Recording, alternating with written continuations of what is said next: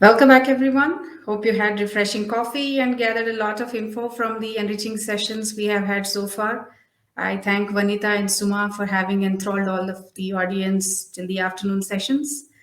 Let me introduce myself. I'm Asha Lata, EC member, ISACA Bangalore chapter, and it's really an honor for me to be the MC for the rest of the program today.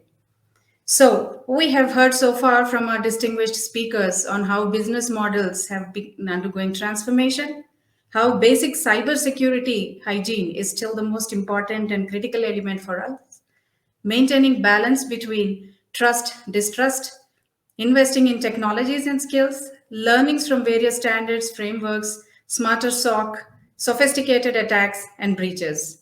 So it's imperative that the businesses look into the equipping themselves with skilled resources in order to cope with cybersecurity challenges. So here you go. On these lines, the next topic in our agenda today is preparing the next generation of cybersecurity professionals. We're pleased to invite Mr. Siddharth Mutreja from Cyberbit to share his thoughts on this area. So before that, let me just quickly introduce Mr. Siddharth. Siddharth has over 16 years of experience in various roles in information security field, and he's been delivering security solutions to various industry verticals. He currently leads the pre-sales and solutions delivery practice at Cyberbit as the Regional Director, Sales Engineering, South Asia, responsible for cybersecurity transformation projects for large enterprise customers. Now, prior to Cyberbit, he held the position of Enterprise Solutions Architect, APAC Kaspersky, with key responsibility of technically leading the designing and delivery of complex security architecture across key enterprise customers in APAC. He also held several senior and leadership roles at McAfee and HP.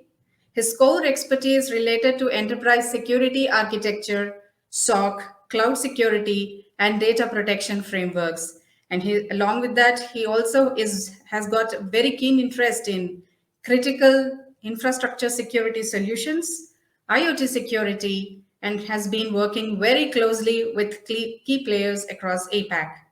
Siddharth holds a master's degree in computer applications from Bharati Vidyapeeth University, Pune, and is a certified SABSA Chartered Security Architect, SCF. So I welcome Mr. Siddharth for the enriching session in the next for the few minutes. And before that, participants, please do post your questions on the question and answer window that is available to you. Over to you, Mr. Siddharth. Thank you. Thank you so much.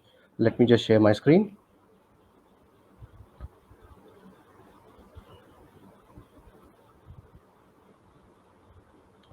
Could you just let me know if you can see my presentation?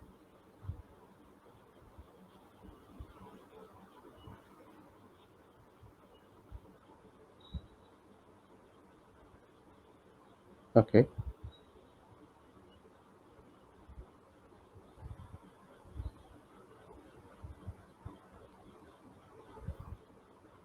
Okay, please go ahead. Yeah, thank you.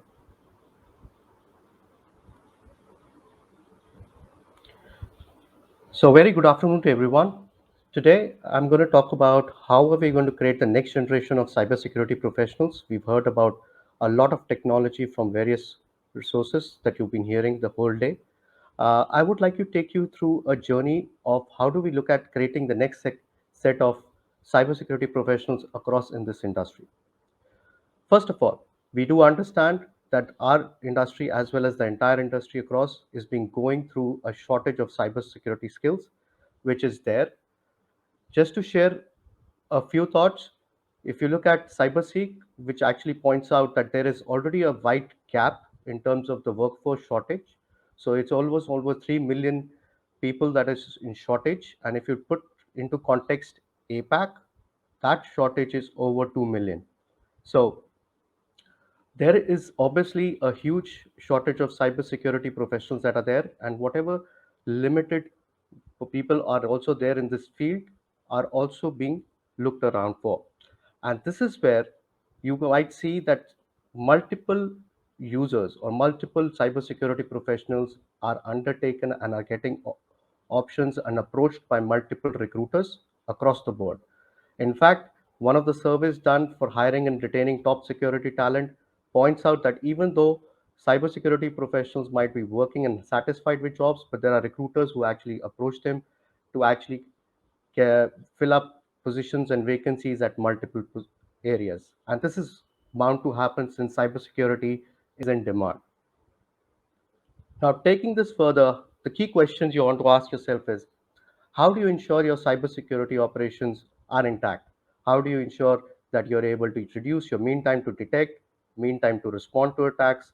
How do your operations scale up when there is an attack? And how do actually they respond to these things in a timely manner? And this is where you need to start understanding of what's happening around.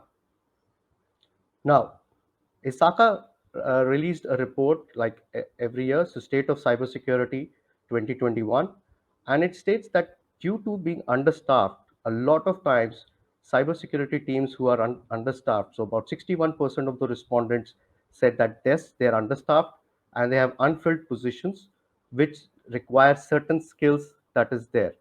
Now, having said that, this directly correlates to the number of cyber attacks. I understand there's a lot of technology coming in, there's AI, machine learning, all of that coming into the perspective, but it all falls down to the man behind the machine, to the human brain that is actually leveraging to stop and prevent these attacks from happening. Now, what is the companies doing on hiring managers? Obviously, they are at the forefront. They are trying to recruit candidates, but it typically takes again 3 to 6 months of the time, and close to 40 plus percentage of this respondents said the same during the survey. So it's not something that is happening and people are not responding to it. Definitely, organizations are aware of it and they're looking and scouting for the right talent along with that. Now, all of this also boils down to what is the number one thing. On one hand, you have shortage of people.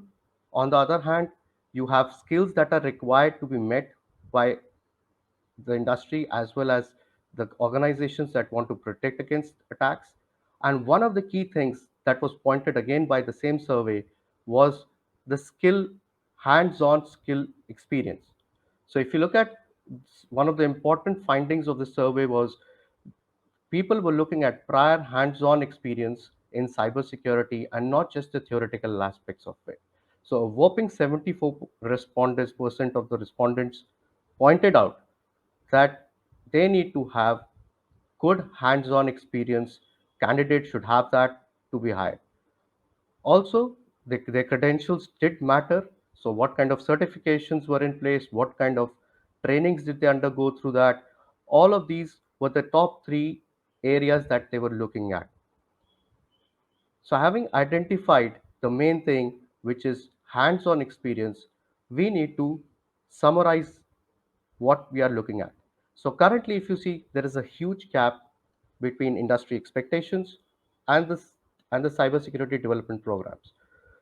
Having said that, most of the programs definitely look at the theory aspect of it and also some kind of practical aspects, but there is very limited exposure in terms of real world architectures. So how do you have a network architecture which will try to replicate or be as close to as your environment?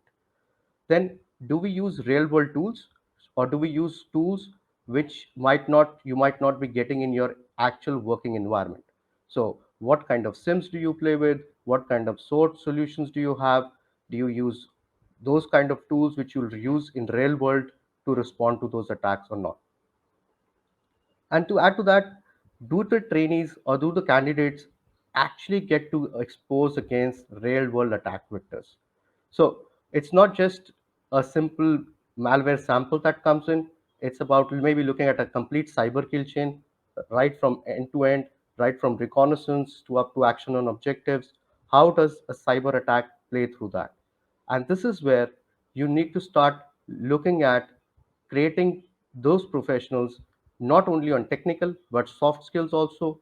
How do they respond to an attack, not just based on playbooks, but what they comes to their muscle memory and how do they build that? And this is are the some of the challenges that have been identified in the current set of with the gaps that are there. Now, having said that, how do we build the next generation programs?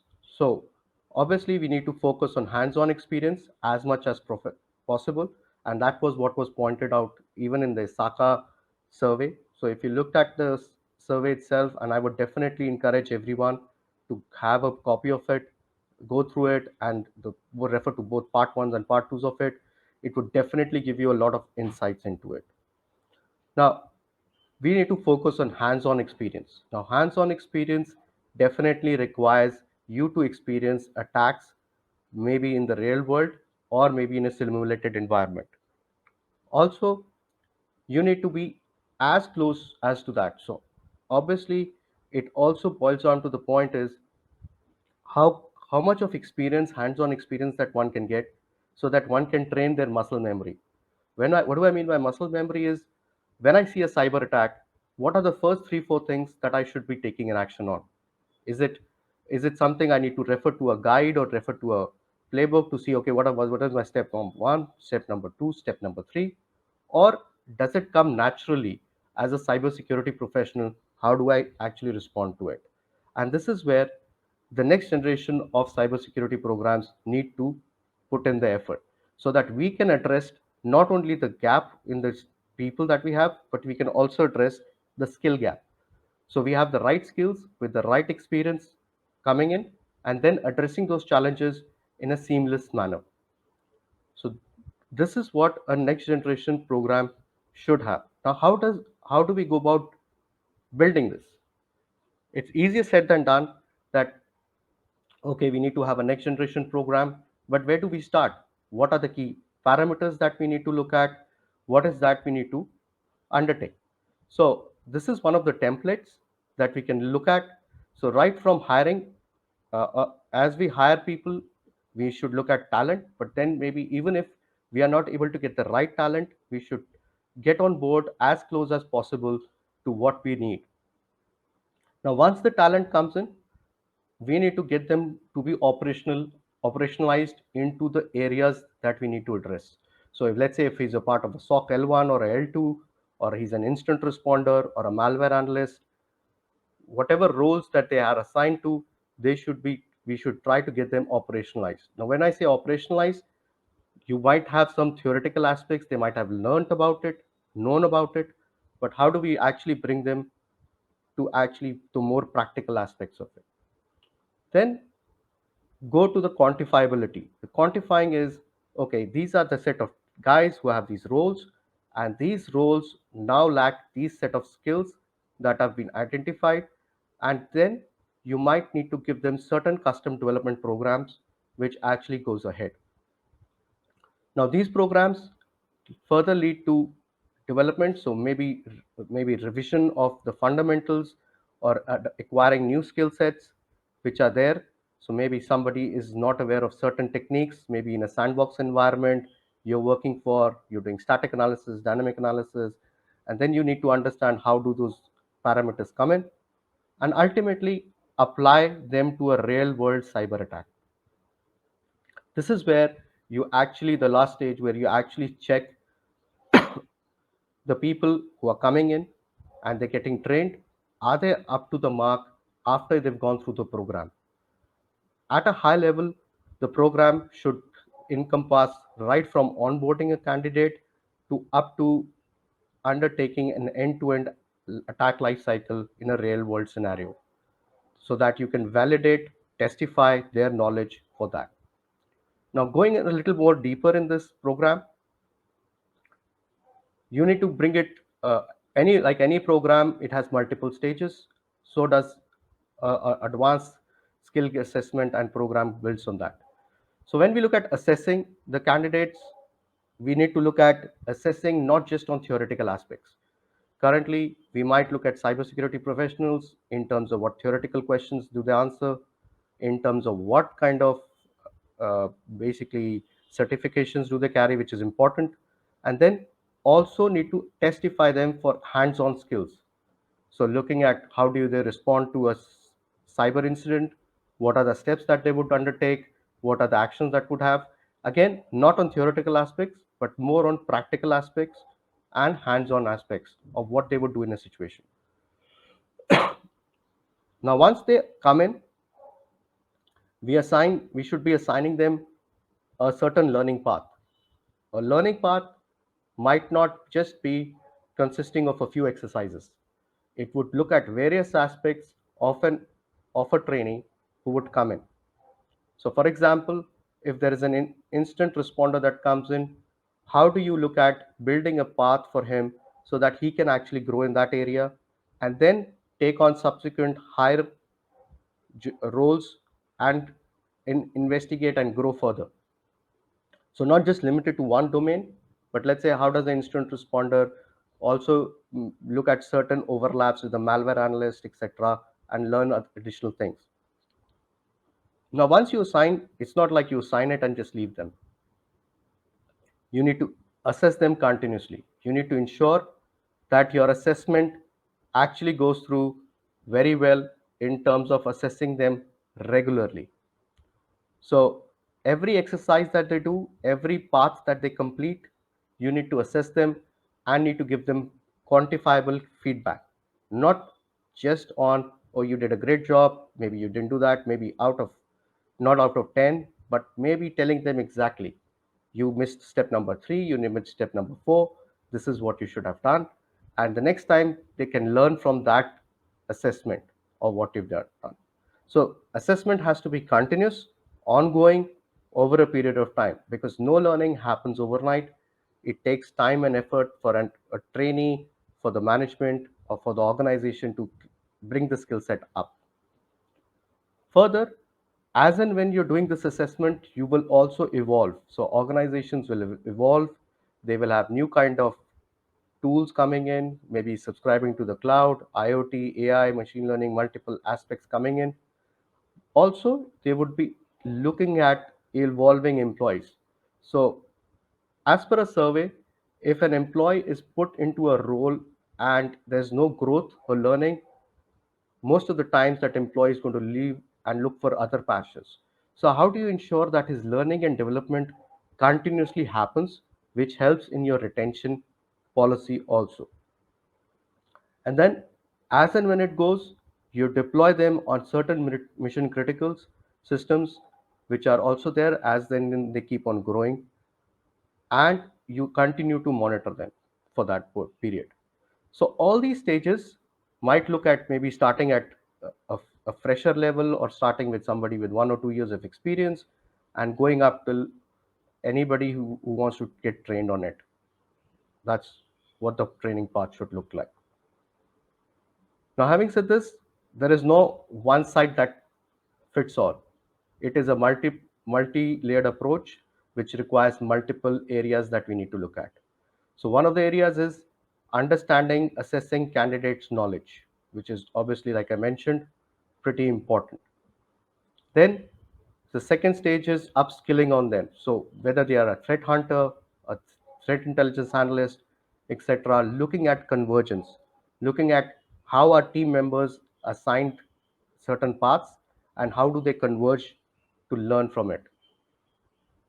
Then, because in a SOC environment or a security operations environment, it's all a team activity. It's not about individual glory.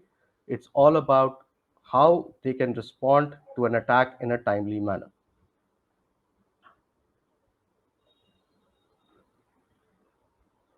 Now, as we go in this program, we also need to understand how do we update it, because today you have, let's say, Azure or AWS or any of the cloud environments coming in.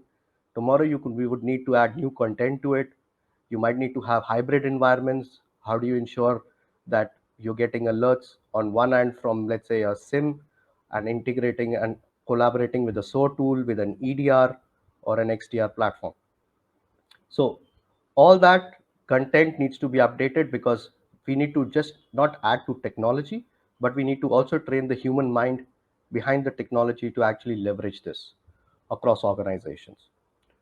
And finally, once we look at all these areas, we need to measure them, benchmark them, maybe look at the MITRE framework to look at what TTPs they are learned, how are they good at it, how do they manage it, how do they overall respond to that threat.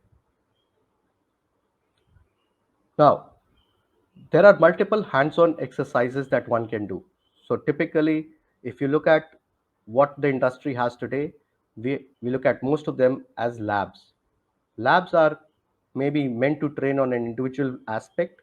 They are looking at, let's say, maybe a SQL injection attack or a brute force login. They're looking at training on certain specific skills. And add to that, they're looking at furthering techniques. But when you look at a cyber range is an industry terminology. It's not specific to any particular vendor. A cyber range is the sum total of various tools and solutions that are put together, which look at a full preparedness, hands-on activity, and a performance under pressure. Now, in a cyber lab, you can train on a MITRE technique or a tool or incident response. Compared to on a range, you actually try to simulate various situations. So you might simulate a ransomware situation. Let's say your system's getting encrypted. Now, what do you do with it? How do you respond to attack? Or a supply chain attack, maybe what happened in SolarWinds. How do you get out of that if you have a problem like that? Or any kind of data exfiltration or corporate espionage attack, multiple those scenarios. So when you get trained not just on techniques and just the tools, you look at complete end-to-end attacks, referring maybe to a cyber kill chain or to the multiple techniques in that. You might look at, you're training them on the stage of actually responding in hands-on environments. Now, durations can be differing. Obviously, a lab exercise is typically what the industry sees is typically an hour exercise, easily available when you want to do it. While you look at a range exercise in the world, typically it involves multiple team members. It involves people to come in from various teams. So if you're doing a blue team exercise or a red team exercise, you might have people from different job roles coming in and responding. So for example, in a blue team exercise, you might have SOC L1 analysts, SOC L2, L3s, you might have had incident responders, and so on and so forth. You might have different set of people coming in there. And again, the use cases also differ. So right from not just training on basics, but looking at advanced assessments, validation on real world scenarios. Now, I just wanted to share this as a differentiator of what a normal lab looks like compared to what a cyber range exercise looks like in the real world. Now, along with that, both the labs and the range exercises across the world could look at various frameworks. So, MITRE being one, there's another initiative known as NICE, which is the National Initiative for Cybersecurity Education in the US. It defines certain parameters of what are the job roles that come in, and then you have NIST, CREST, etc. coming in. Now, having said that, what does a cyber range look like? Any kind of a cyber range in the world, what does it look like? If you understand it a little bit more, you basically see an environment like this where you have multiple devices. So it tries to replicate your internet or it tries to replicate your organization, and you have multiple set of maybe routers, switches, firewalls, etc. from different makes and brands that you can look at. And once you have that configured, you can launch an attack, maybe a blue, red, or a purple teaming exercise, different kind of attack that can be launched. Now, once the attacks are launched, they actually just don't sit up for the trainees to look at it. The trainees or the candidates need to do hands-on activity to respond.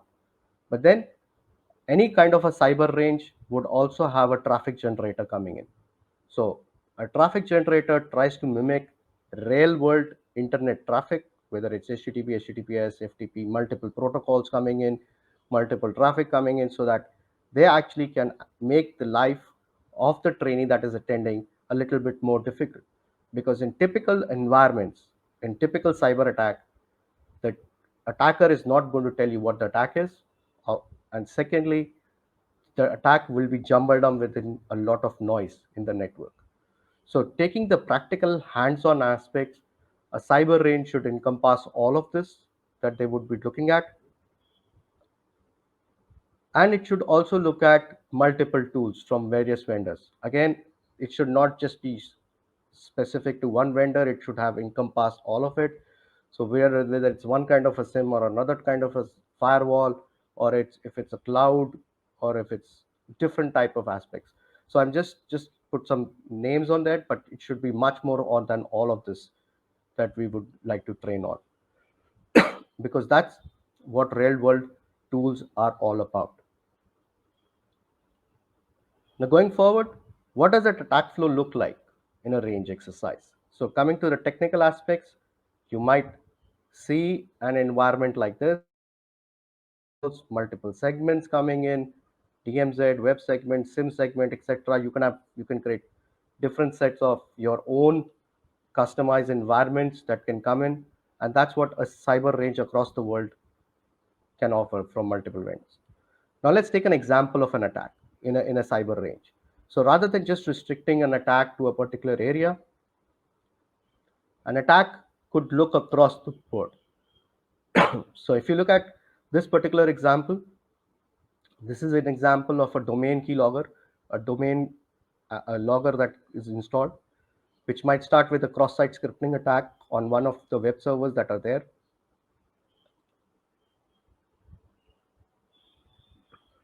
Now with the web servers getting breached, and let's say a user sitting in the user LAN is accessing a particular web server, the same web server, and he downloads the infected file onto his machine, maybe because it's come in.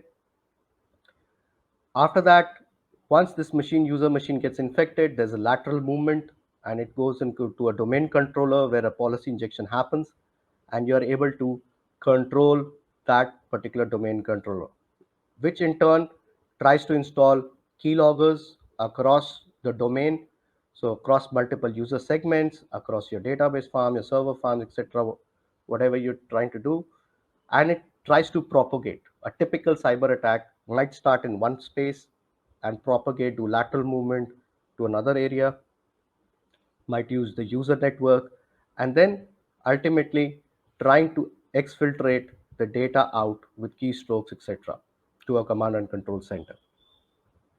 So this is an example of how a typical attack, a real world attack, would look in a cyber range environment, because this is cutting across technology, it's cutting across being vendor, and it's actually focusing on the man behind the machine to focus on how do they actually respond to these attacks in a timely fashion. And this is where what you see as a major step of increasing a candidate's knowledge. So here the candidate is doing a 360-degree learning. He's not just learning about the websites getting attacked, he's learning about how does it propagate onto endpoints, how does it go to a domain controller, and how does it go further. This is just one of the examples. There can be n number of examples, and organizations should also be creating their own so that they can actually try and practice these scenarios. It's all about practicing these multiple scenarios that you can get, so that you can actually, when you get a pattern or an attack pattern in a real life, your SOC team or your security team can say, okay, this is something I saw and I know about. Maybe it's a different delta, different variant of it, or a different version of it. I at least know the basic pattern of such attacks. So this is what a real life attack flow would look like. Now, the attack flows come in along with that. We also need to look at how are we measuring it. And like I said, we should need to look at whether we are following a MITRE framework or a NICE or a NIST cybersecurity framework or any other framework for that matter. We need to benchmark it. So we need to quantify it. We need to look at how is this being done across the world by multiple other teams. Did the teams score well, or is the team not scrolling good in the same areas? What are the key identifiers? So let's say out of the MITRE attack framework, my trainees or the SOC environment team, how are they doing it? How many of them are actually learned X number of techniques or tactics, and which of the tactics are they lacking in? So it has to be very, very clear and very, very pointing, not just on a hypothetical or a high level area, but it should point exactly to the techniques and tactics, as well as looking at other frameworks to look at overall perspective of how do we defend it against an attack. And this learning doesn't stop. It's not like you just do it once and it gets over with. You, as and when you grow with it, the cyber range actually helps you to learn and quantify it better. So, to summarize, what we are looking at is primarily we're looking at how, in within a cyber range environment, how do you hire a right candidate? How do you do screening? So basically, how do you reduce the time to actually hire those people, and also to ensure that the candidates here you're hiring are exactly talking about what they know about. So it's not just on theoretical aspects; it's on practical hands-on capabilities.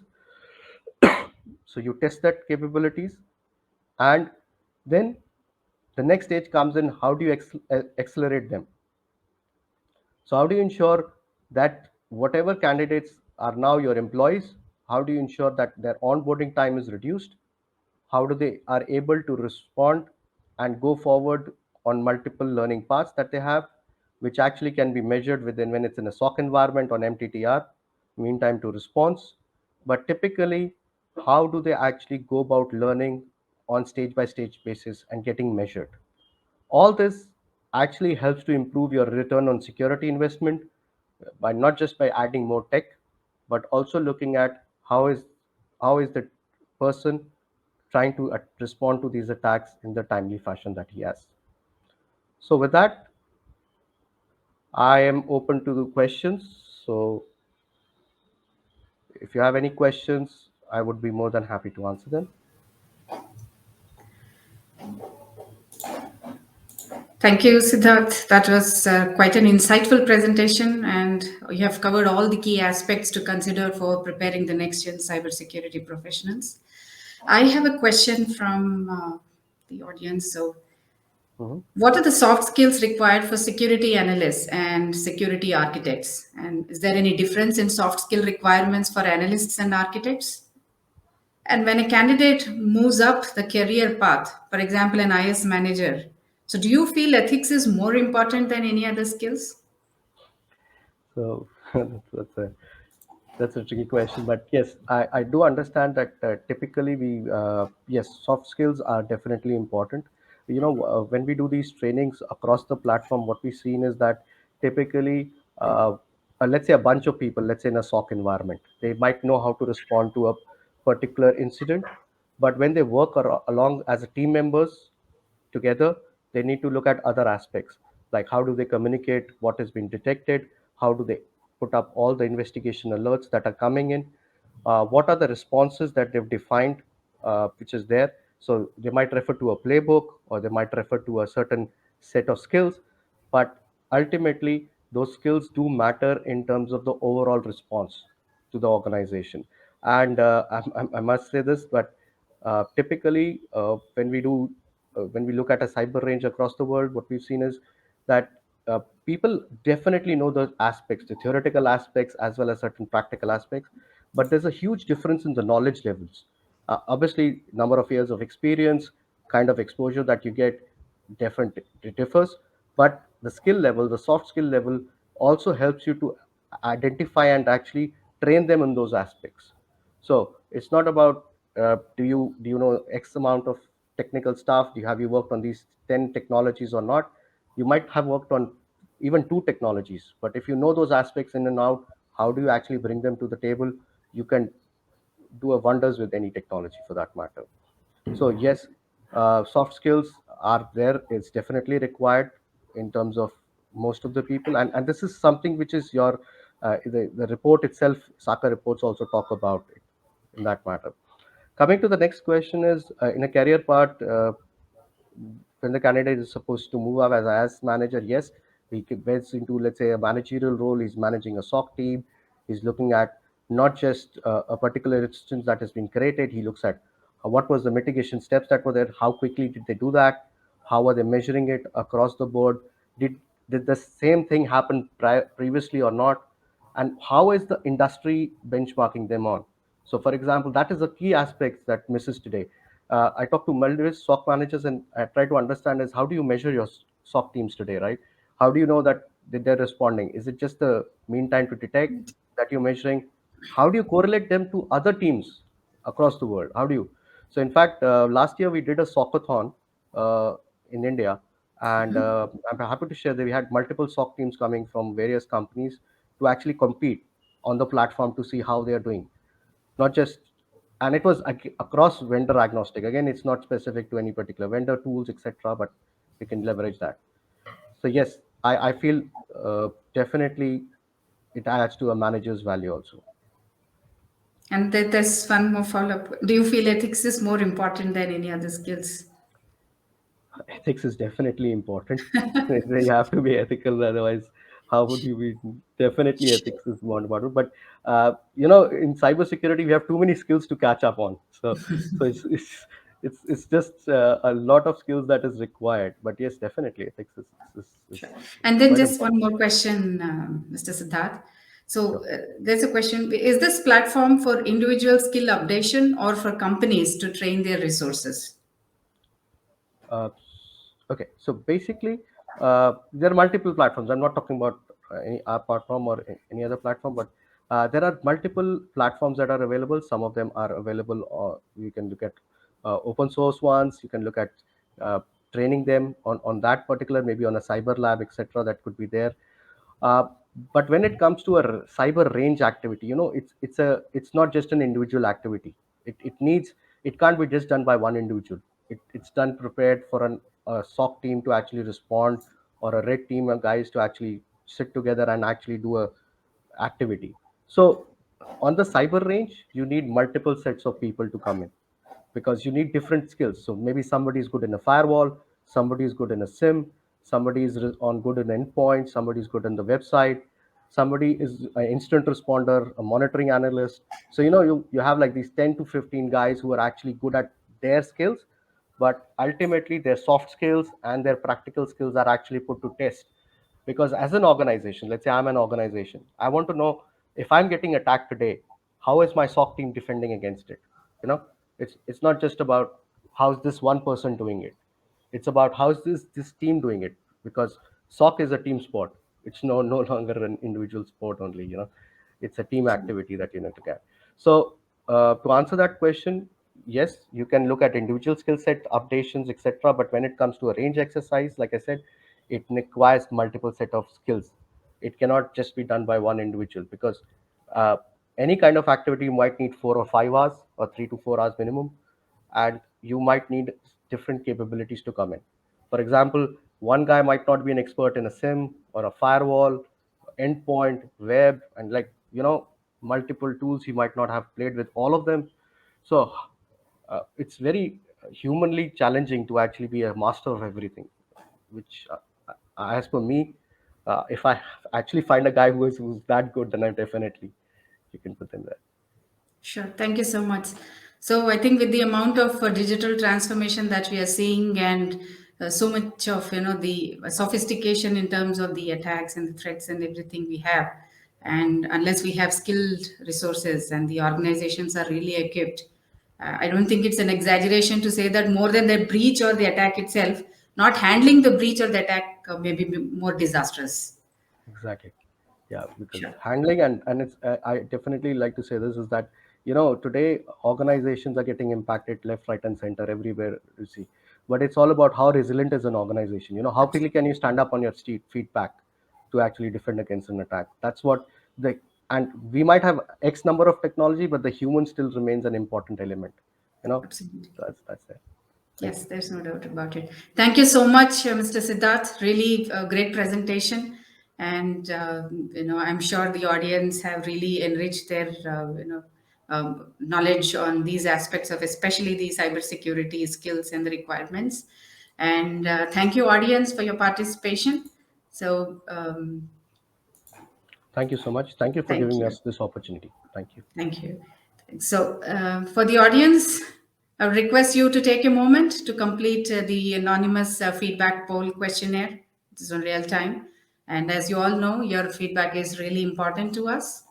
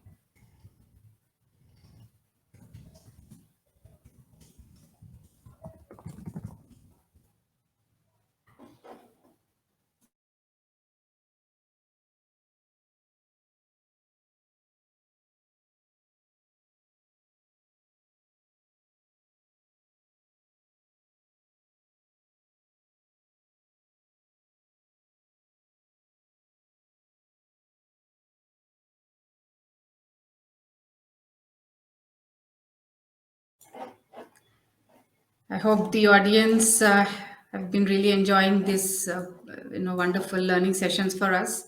And I'm also hoping that you all have had a chance to check our sponsor booths, click selfies, and of course, please do post your pictures with all the hashtags, and we'll be more than glad to see them. And before we move on to the next agenda item, I have a special announcement to be made for all the ISACA Bangalore chapter members who are attending this conference, that you could collect your mementos from the chapter office anytime from tomorrow, except, of course, for Tuesdays and holidays.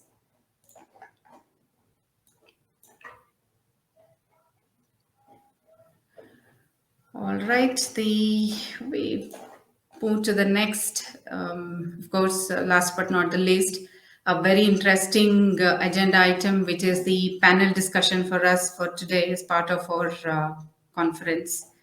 So just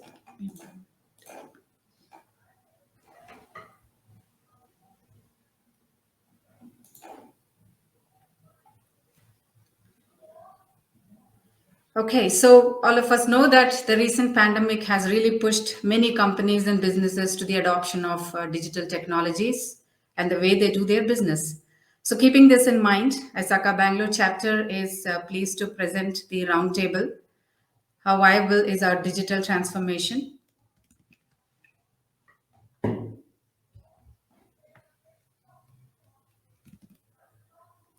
So, as part of this panel discussion of the roundtable, we are delighted to have Mr. P.C. Joseph, Mr. Pawan Desai, Ms. Seema Bangera, and Mr. Damanjit Oberoi. And this panel will be moderated by Mr. Vaidyanathan Iyer.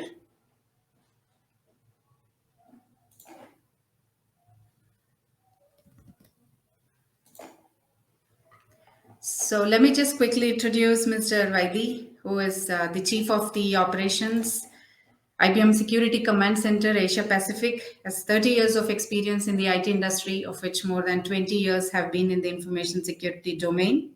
He has been associated with organizations like Apple Computer, Computer Associates, Intransa Inc., where he has led various initiatives in sales, marketing, channel management, training, and business development.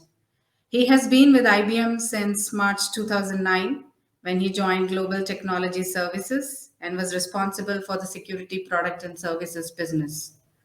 Vaidi graduated with distinction from New York Institute of Technology, Old Westbury, New York, and holds an MS in management.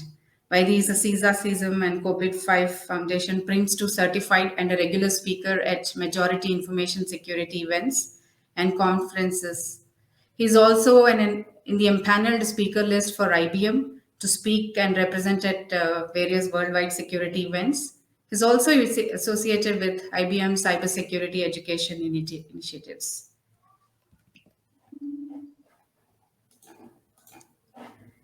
So over to you, Mr. Vaidi. Thank you so much for anchoring and chairing this roundtable. I would at this point request you to please introduce the panelists for the discussion for this evening. Thank you so much. Over to you. Thank you, Asha. Thank you very much. Hi, all. It's a pleasure to be with everyone. And just give me a second.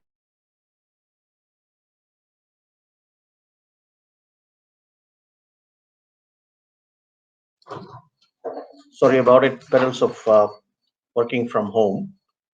Once again, thank you very much. It's a pleasure to be part of this panel discussion with the elite panelist. And let me have the pleasure of introducing my co-panelist here. We'll go in the alphabetical order. We have Damanjit Oberoi, we call him Daman.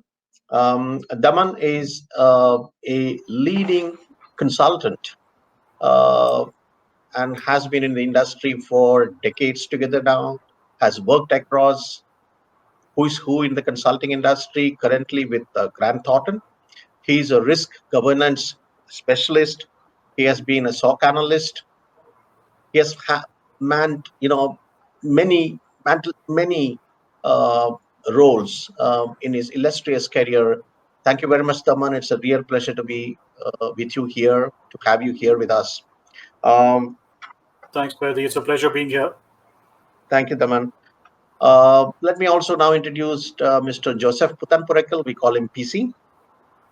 PC is a well-known security transformation expert, who is an independent consultant, and he is an expert in governance, risk assessment, risk quantification, risk management. Thank you very much, PC, for being with us. We will really look forward to tapping your brains and getting some knowledge enhancements here. Welcome, PC. Yeah, thanks, Vaidi. Thanks for having me. Thank you very much. Let me introduce Mr. Pawan Desai. Pawan is an ex-mariner. He is a soldier from the Indian Navy, and he's a CEO of MidCat Services. Pawan comes with varied experience from the operations side, from the military side, and now on the consulting side, and as an entrepreneur, extremely accomplished in the IT OT setup, the security aspects of it, which is very, very relevant on the topic which we are going to discuss today. Thank you very much, sir, for joining us. Really pleasure to have you here. You are on mute, Pawan, sir. Thank you. My pleasure. Thank you very much. May I introduce Madam Seema? Welcome, Madam, for joining us. Seema Bangara, we call her Seema. Good evening, and welcome. She has been a practicing CISO for decades together in organizations like Serco, Intellinet, where she has spent majority of her career. Now she's an independent consultant. She comes with very many years of practical experience on the CISO side. She has been a CXO for decades together. So welcome. We get absolute practical experiences. So we have, thank you very much, madam. Welcome. Welcome to the panel. Thank you. My pleasure. Thank you very much. So this is a really elite panel. With all the years that I have spent in cybersecurity, I'm really looking forward to, hearing from these experts over here, discussing certain points, sharing their knowledge, and let's see how it goes. And I'm sure you will enjoy this as we progress.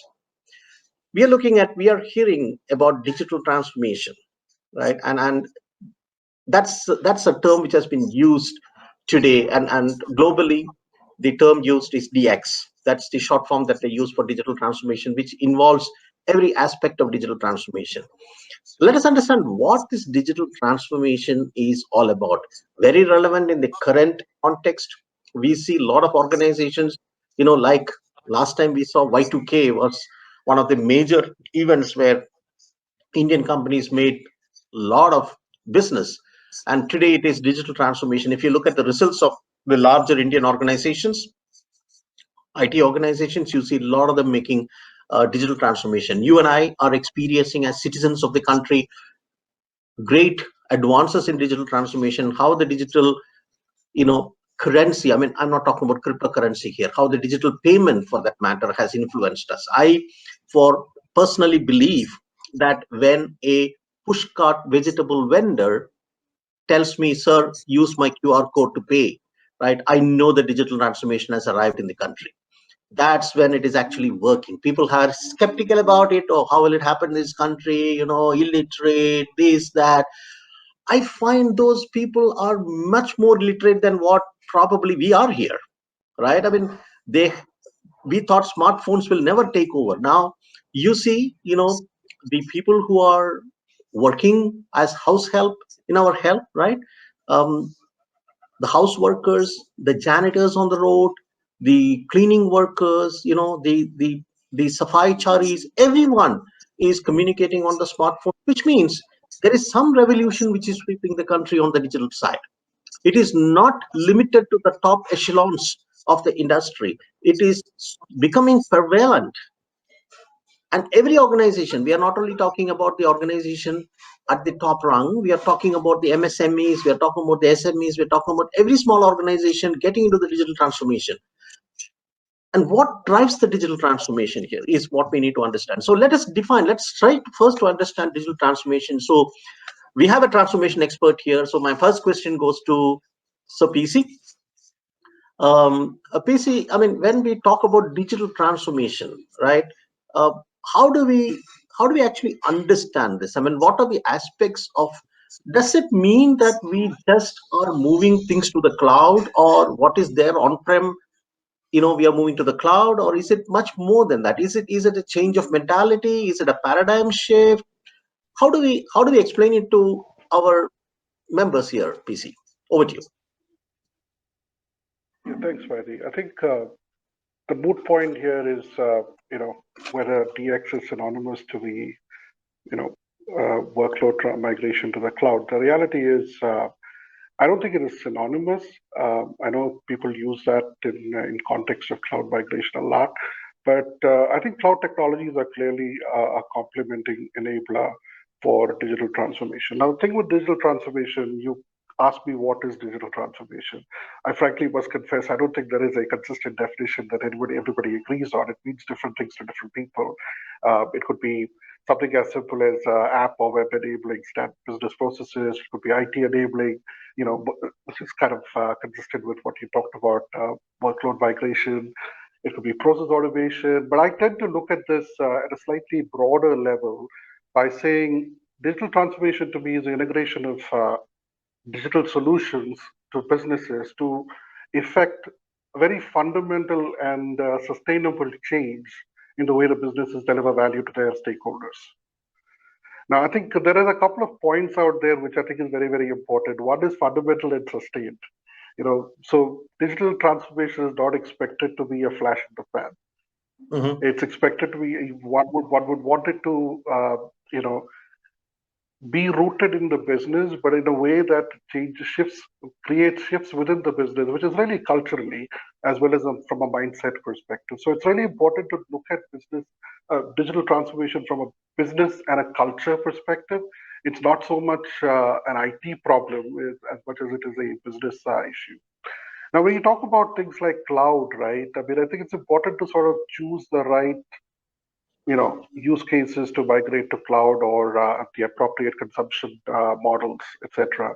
And all of that is really about, at the end of the day, about maximizing your revenue, improving your profitability margins, and how do you, constantly in alignment with business strategies and the risk constraints that each organization is dependent on. So really, it's about really optimizing your business models over to a platform that enables seamless access across the board.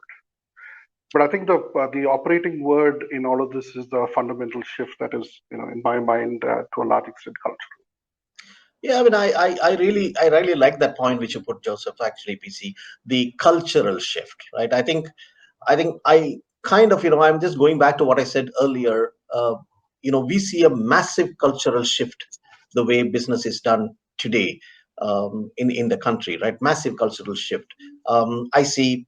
I'm again coming back to it because this is something which touches us on everyday basis. Like, all of us use very less cash. I mean, people don't even carry cash anymore, which in a way is going to be beneficial because the mints and the RBI doesn't have to print that much of currency. We save a lot of paper in one way, right? At the same time, a lot of counterfeits can be moved out. And the third one is a lot of these unorganized sectors, because of the cultural shift, had come into the mainstream because all those transactions are now getting monitored and captured, right? So it's multiple benefits which have come on that. But I know I really like that point on the cultural shift.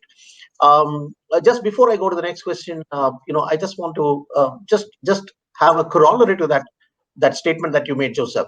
In an organization, and I have people who have worked in multiple organizations here, so I would ask them that question also.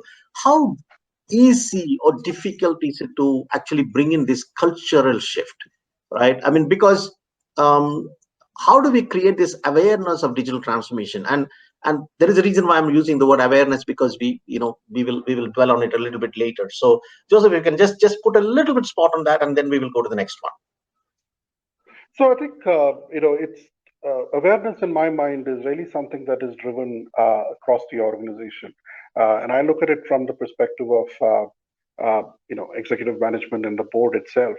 Essentially driving the agenda for the company with respect to the mission and the go forward business visions, right? So I think getting that vision clearly stated and articulated in a consistent manner is very, very important. Now that it's not that just to give you an example, about 85% of the companies, the top 50 companies in the Fortune 500 list for the last 5 years in their annual reports, if you look at it, the focus on digital is very, very clear. Right? They all keep talking about it. The question is how much of that gets translated down to the middle management and to the person down at the shop floor who's responsible for actually making the business processes work, the operational aspect of it. I think that becomes a very, very important thing. The fact that digital transformation is really about helping the company address, or rather sense change within its environment and reconfigure itself to address these changes on an ongoing basis becomes very critical. And I think that is to some extent, supported by the clear identity that executive management and the board communicates down to the entire organization. Culture change is difficult. I mean, it's not something that you flip a switch and it sort of happens, right? It is a series of activities that you do in a consistent manner over a period of time. You lead by example to a large extent. Great. PC, I think I don't know why I'm getting excited about this cultural change, because I have faced it, and so I'm actually leading the next point to Daman, who comes from a very interesting consulting background. He's also a consultant with one of the big fours over here. Daman, PC alluded to the board being the stakeholders in getting this digital transformation. Board does, for example, today we also see that in the board, especially in Indian boards for that matter, and even in global boards, we still don't see the importance of cybersecurity, right? I mean, you don't see a person there is, in certain countries, there is a mandate, there is a mandate that there should be a cybersecurity person in the board, or a board member who understands cybersecurity, right? Board members are highly experienced, highly intelligent, they understand the business, right? And they give us a little bit time. Their span of attention is very limited because we are just one of the many things they have in a board meeting. Okay, so we are not questioning their knowledge, but how do we actually get the board members to imbibe? And I'm pretty sure, across your consulting career, you would have presented to many boards. So can you share some of the experiences on how exactly you position a digital transformation project to a board of directors? Sure. So thanks for that, Vedi. Look, one of the first things that we do, and I think at that point, we people have to take the onus on us. We normally like to communicate in technology terms. And even when we go to the board, we talk about cybersecurity risks and everything. But Yep. unfortunately, in very, very technical jargon, which excites us as engineers and the consumer at the IT layer of the organization. However, the board as a consumer understands dollars and cents more than bits and bytes. So if you take the same risk statements that you've uncovered, maybe even from a grassroots activity like a VAPT exercise, leave aside anything more esoteric than that. When you take those findings and you turn them into statements of impact to the business and how things can hurt the organization, whether it is about productivity, whether it is about revenue or anything else, that's when you tend to get more traction out of it. And it's just, again, taking nothing away from the board, it's just human nature. People will listen to what's in it for them. You know, the old cliche, WIIFM is the radio station everybody listens to. What's in it for Yep. me? So you have to package the same information in that sort of a manner which resonates well with them. So one of the things that I've suggested, and I've used this as an exercise through tools and through other, say, consultative skills, is to basically do some amount of what's called CRQ as an emerging area, cyber risk quantification. If you can take the exposures and put some sort of a uniform scale of issues and map them against that and tailor it to the business, it's going to get a lot more traction at the board level, right? And when you do that, it actually then starts even solving other problems because the whole thing starts unfurling in front of you in the right manner. The issues in terms of what's really the impact to the business, and right there, then the next step is how do you prioritize your spend? How do you justify the return on investment on some of the other things? These are the kind of issues which are consistently plaguing CISOs and everybody else when they have to go to the board. So my takeaway from here, and then if I were to summarize my response, is to quantify it in terms of business risk and not taking away from all the actual information that technology conveys, but it has to be packaged in another manner and presented for the consumer.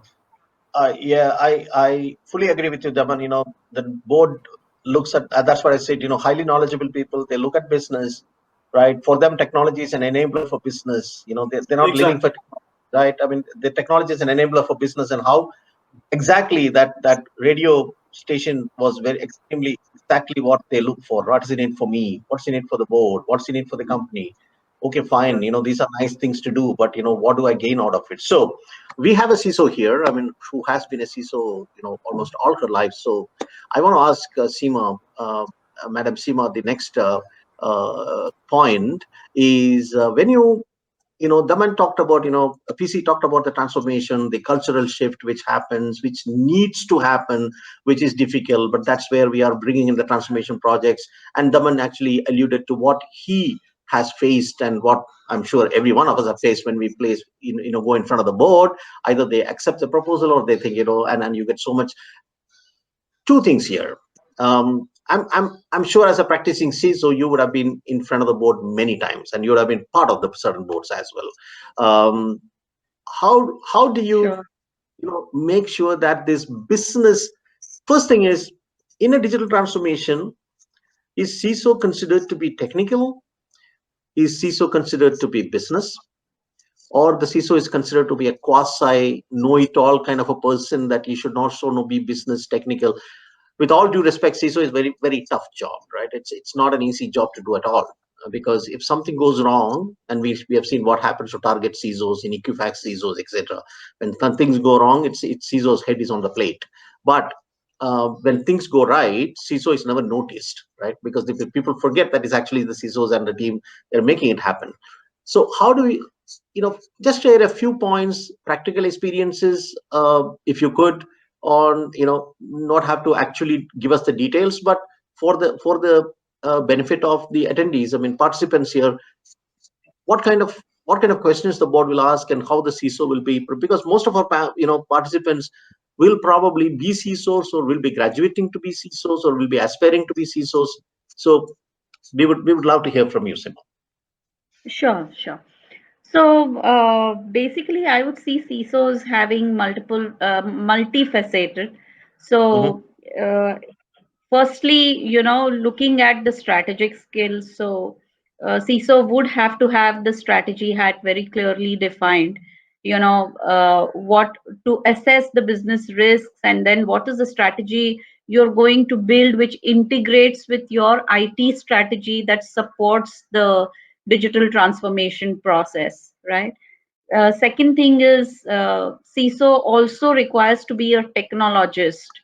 While you do not expect the CISO to be a technical specialist, but an overall technologist hat is very much required to understand the complete landscape, the risk landscape, and then how you're going to reduce the surface attack area, right? So technologist hat is very important. Next you see is a guardian. You need to be very strong in data protection, how you're going to data security, data protection. So you are a guardian of the data. You're the custodian to the customer's data. So how do you provide that assurance to the customers and the board and the management that the practices that you have adopted, they are adequate, both looking at both the angles of adequacy and efficacy of the controls. So I see all this put together form the role of a CISO. Thanks, Seema. That actually is very succinctly put. Just just want to touch on one more aspect of it. Daman mentioned about the risk quantification he puts onto the board. How do we make this? How do we make the board understand the effect of the risk, right? I mean, see, first of all, the board has to understand which are the assets, which are key assets. What's the risk associated with it. When we're talking about risk associated with it, as Daman rightly said, they understand dollars and cents. So there is no way, okay, my firewall has this vulnerability. It's not something which a board wants to hear. I mean, they don't even understand that. They're not interested in it, right? Absolutely. So how Absolutely. do we actually? So while we deal with you on a business side, multiple times. So we talk about technology. We talk about saying, okay, this is the exploit. This can happen. Or this is the upgrade you need to do. This is the XDR you need to have. So we talk products, right? We talk nuts and bolts. How does it get converted, and how does it converted in a conversation with the board? How do we you do definitely that cannot. You definitely cannot operate security, which is not integrated with business. So the core business exists, and because of the business risks, IT risks exist, and because of the IT risks of the connected world, the security experts come in. So if you're not able to understand business, you're not able to get in the right flavors of security, right? And a CISO who understands business is going to talk the business language and not the technology language to make it simple to the board. So making it simple means what are the risks in terms of the IT risks that translate into business risks. So like, for example, resilience. So if you're looking at safeguarding yourself from a cyber attack, you're not going to get into preventive mode, because none of the prevention technologies today are going to save you from any of the attacks in the connected world, right? So when you're looking at convincing the board, you are looking at how quickly or how resilient the business is, right? So resiliency is minimizing the disruptive period, safeguarding the revenues, and making sure that you are able to bounce back as quickly as possible with minimal impact to the business. So in doing so, in minimizing the impact to the business, what are all those strategies that I can implement is something that board would like to know. Oh, okay. That's a nice approach. So the board understands So you actually kind of camouflage the technicalities, but at the same time convey the technicalities into a business language, right? Right. So And yeah. try to develop a matrix, for this, which at regular intervals you keep feeding them. It is not a one time activity, where you go and bombard the board with too much of technical jargons, etc. It's a gradual process and a governed process, which periodically you are keeping on updating the board about your in this case with digital transformation. It's a governance process where you keep feeding the business risks and the cyber risks and how you're going to combat. I have picked up two interesting points from your discussion, which actually helps me to go back to some of the other panelists here.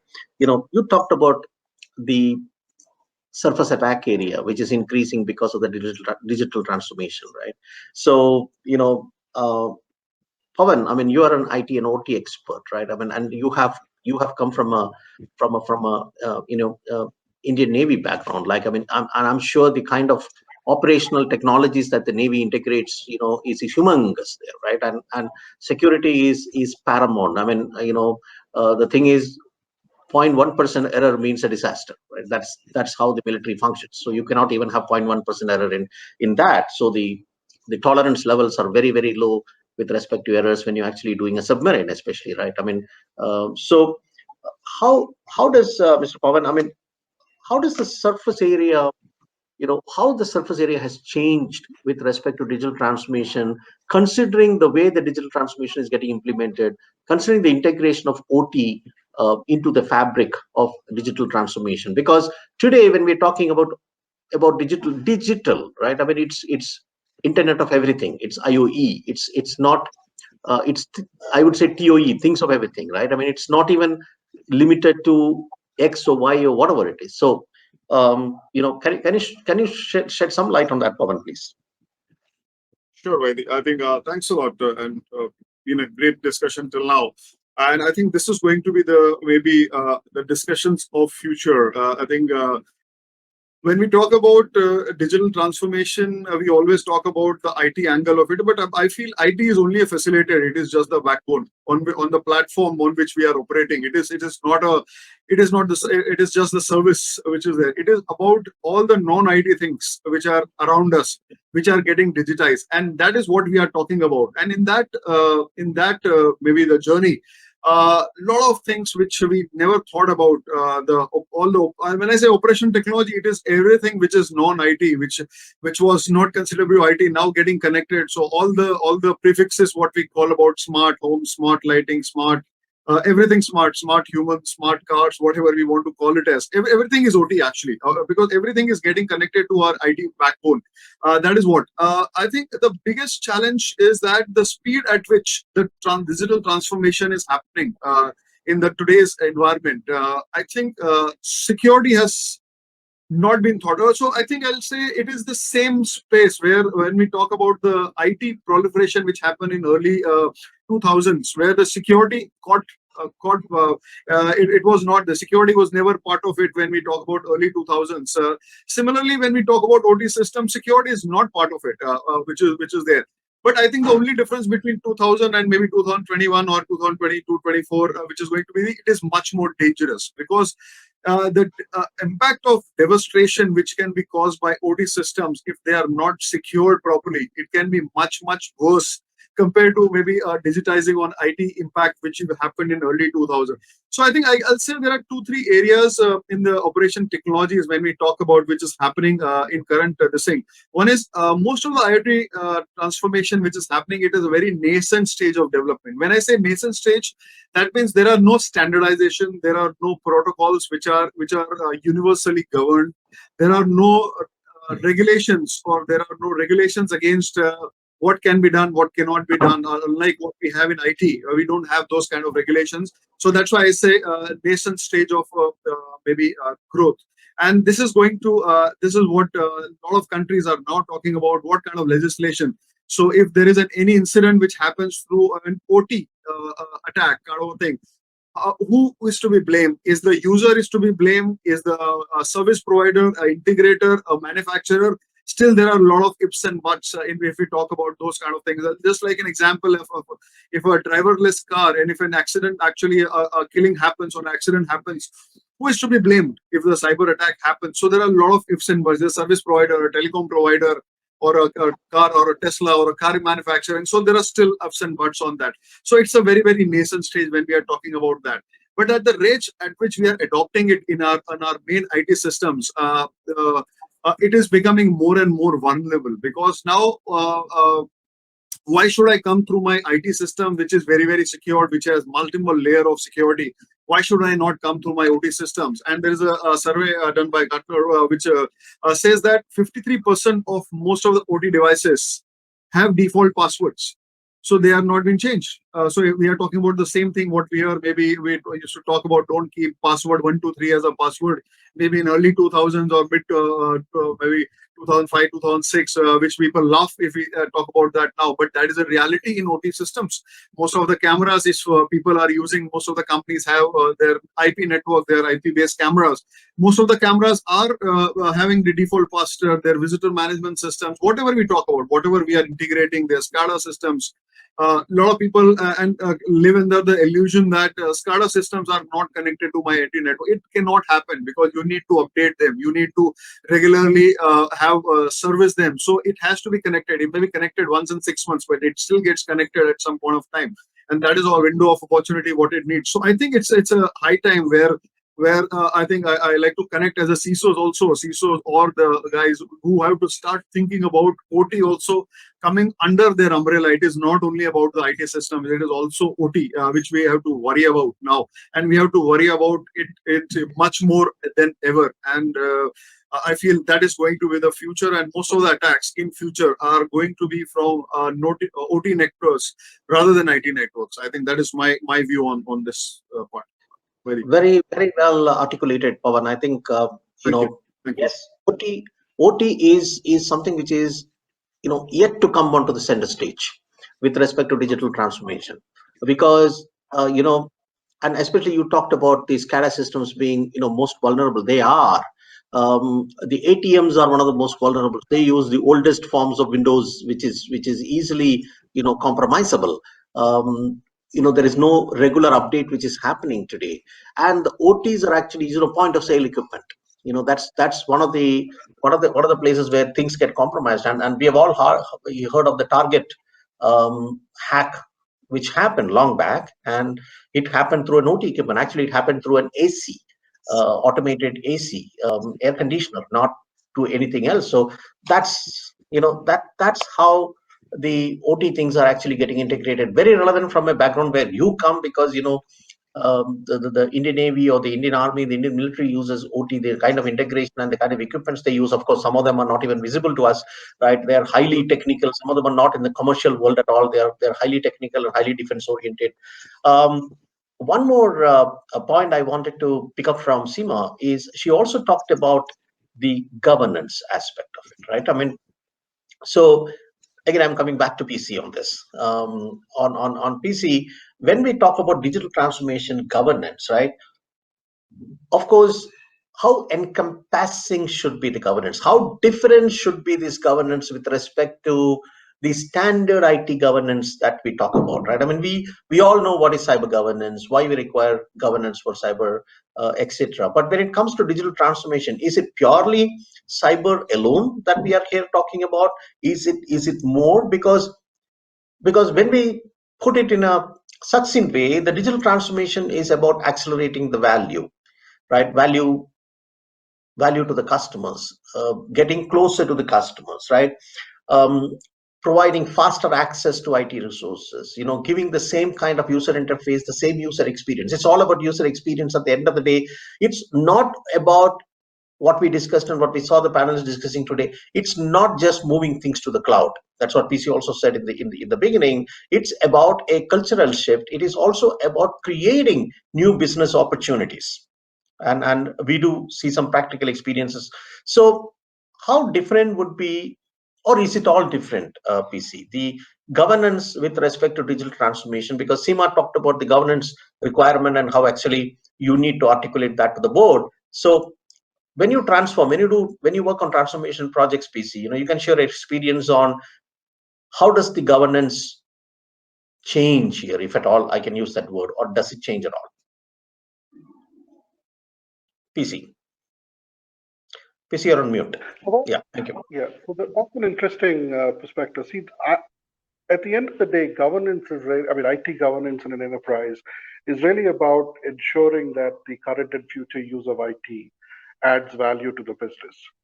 Now, regardless of whether you're doing digital transformation or not, the principle still remains the same. Now, the question comes, when you look at digital transformation efforts, some of them, we read over the last decade or so, we've seen a lot of articles on digital transformation, successful ones, unsuccessful ones, etc. Right? I've read articles all the way from 2013 that talk about, depending on what you believe is written there, anything from 60 to 80% of digital transformation efforts actually being failures, or rather failing to achieve the objectives that they were set out to. Now, the important thing around it is to look at, okay, so they failed. So what could we do in order to flip the advantage to our side? And invariably, the response comes back saying, "Oh, you need clarity in business goals. You need management commitment. You need right talent." But the reality is, when you look at it from a demand side, senior management and executive management and the boards are seriously committed to it. They're spending more money than ever on digital transformation. They signed up for it. They're helping management, get the best talent. And to be fair, they are also seeing, a lot of benefits. But it doesn't seem sustainable, right? So the question here is, what is that missing piece in all of this, right? Clearly, these generic reasons don't seem to have worked. So I look at it from, part of my research into IT governance and value delivery revolves around applying cybernetic principles to social systems. And I use a model called the viable systems model, which is basically describes environments in 5 subsystems. You have the identity subsystem, the intelligence subsystem, the management subsystem, the coordination and operations subsystem. The point is, we spend a lot of time worrying about the management, coordination, and operation. And we do a good job of it, great in project management, great technologies, great operational capabilities, all of that stuff. The problem is, we don't really spend as much time on building the identity of the environment that needs to work within the for successful digital transformation. To me, the identity, like I mentioned earlier, squarely lies with the board and the executive management. These are the people who drive the directions for digital transformation. These are the ones who really need to appreciate what is your business model, that you really want to push forward, and how is digital going to actually help you, right? So part of our research, we did this exercise with a bunch of CIOs from Benelux countries. And this was done in late 2019, so it was prior to the COVID time. And surprisingly, we found that a lot of the board members, a lot of the companies actually have digital transformation efforts in their investment strategies, but they tend to be near-term investments, which is kind of contrary to what you would expect from large digital transformation efforts. So on one hand, you are indeed talking, towing the line, which talks about, hey, we want to commit ourselves to digital solutions. We want to move, providing better value for our stakeholders, all of that great stuff. But you're not really focusing your investments into the larger transformational efforts that you really want to. You seem to be, focusing a lot more on the short-term initiatives. The second part of it is around intelligence. Intelligence is really about building agility within the organization. So what we really need to do is a capability within, the executive management to understand what goes on in the environment, be able to assess the change, or sense and assess the change, and reconfigure the organization accordingly in response to that change. And at the same time, it's a two-way street. You also need to position the organization back to the environment appropriately. You know, that's what agile governance is all about. It doesn't really change the rules. It basically brings in the agility, which is the ability to constantly work closely with the environment that the business operates in, and have a two-way stream that allows you to sense, assess, and respond to change both internally and externally, in a manner that supports the business objectives. I think the important part of getting to be successful with respect to the governance principles is really that embodying the agility into the whole governance process.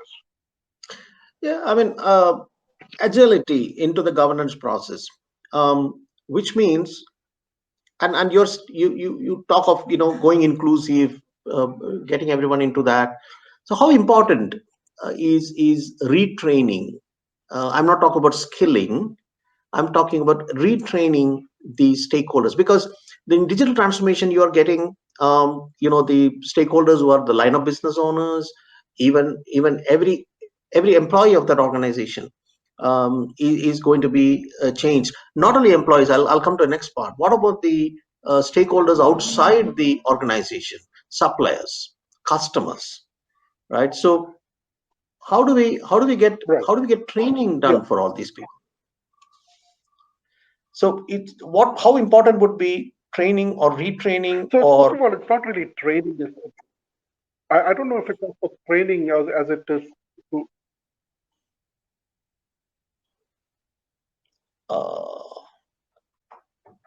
Yeah. So Vaidhi, I don't know if it's actually training as much as it is reorientation. Okay. Can you guys hear me? You're breaking in between. I don't know. Is it? I think it's breaking for everyone. Can PC. you guys hear me? Now we can hear you, PC. We lost you in between a little bit. A little bit we lost you.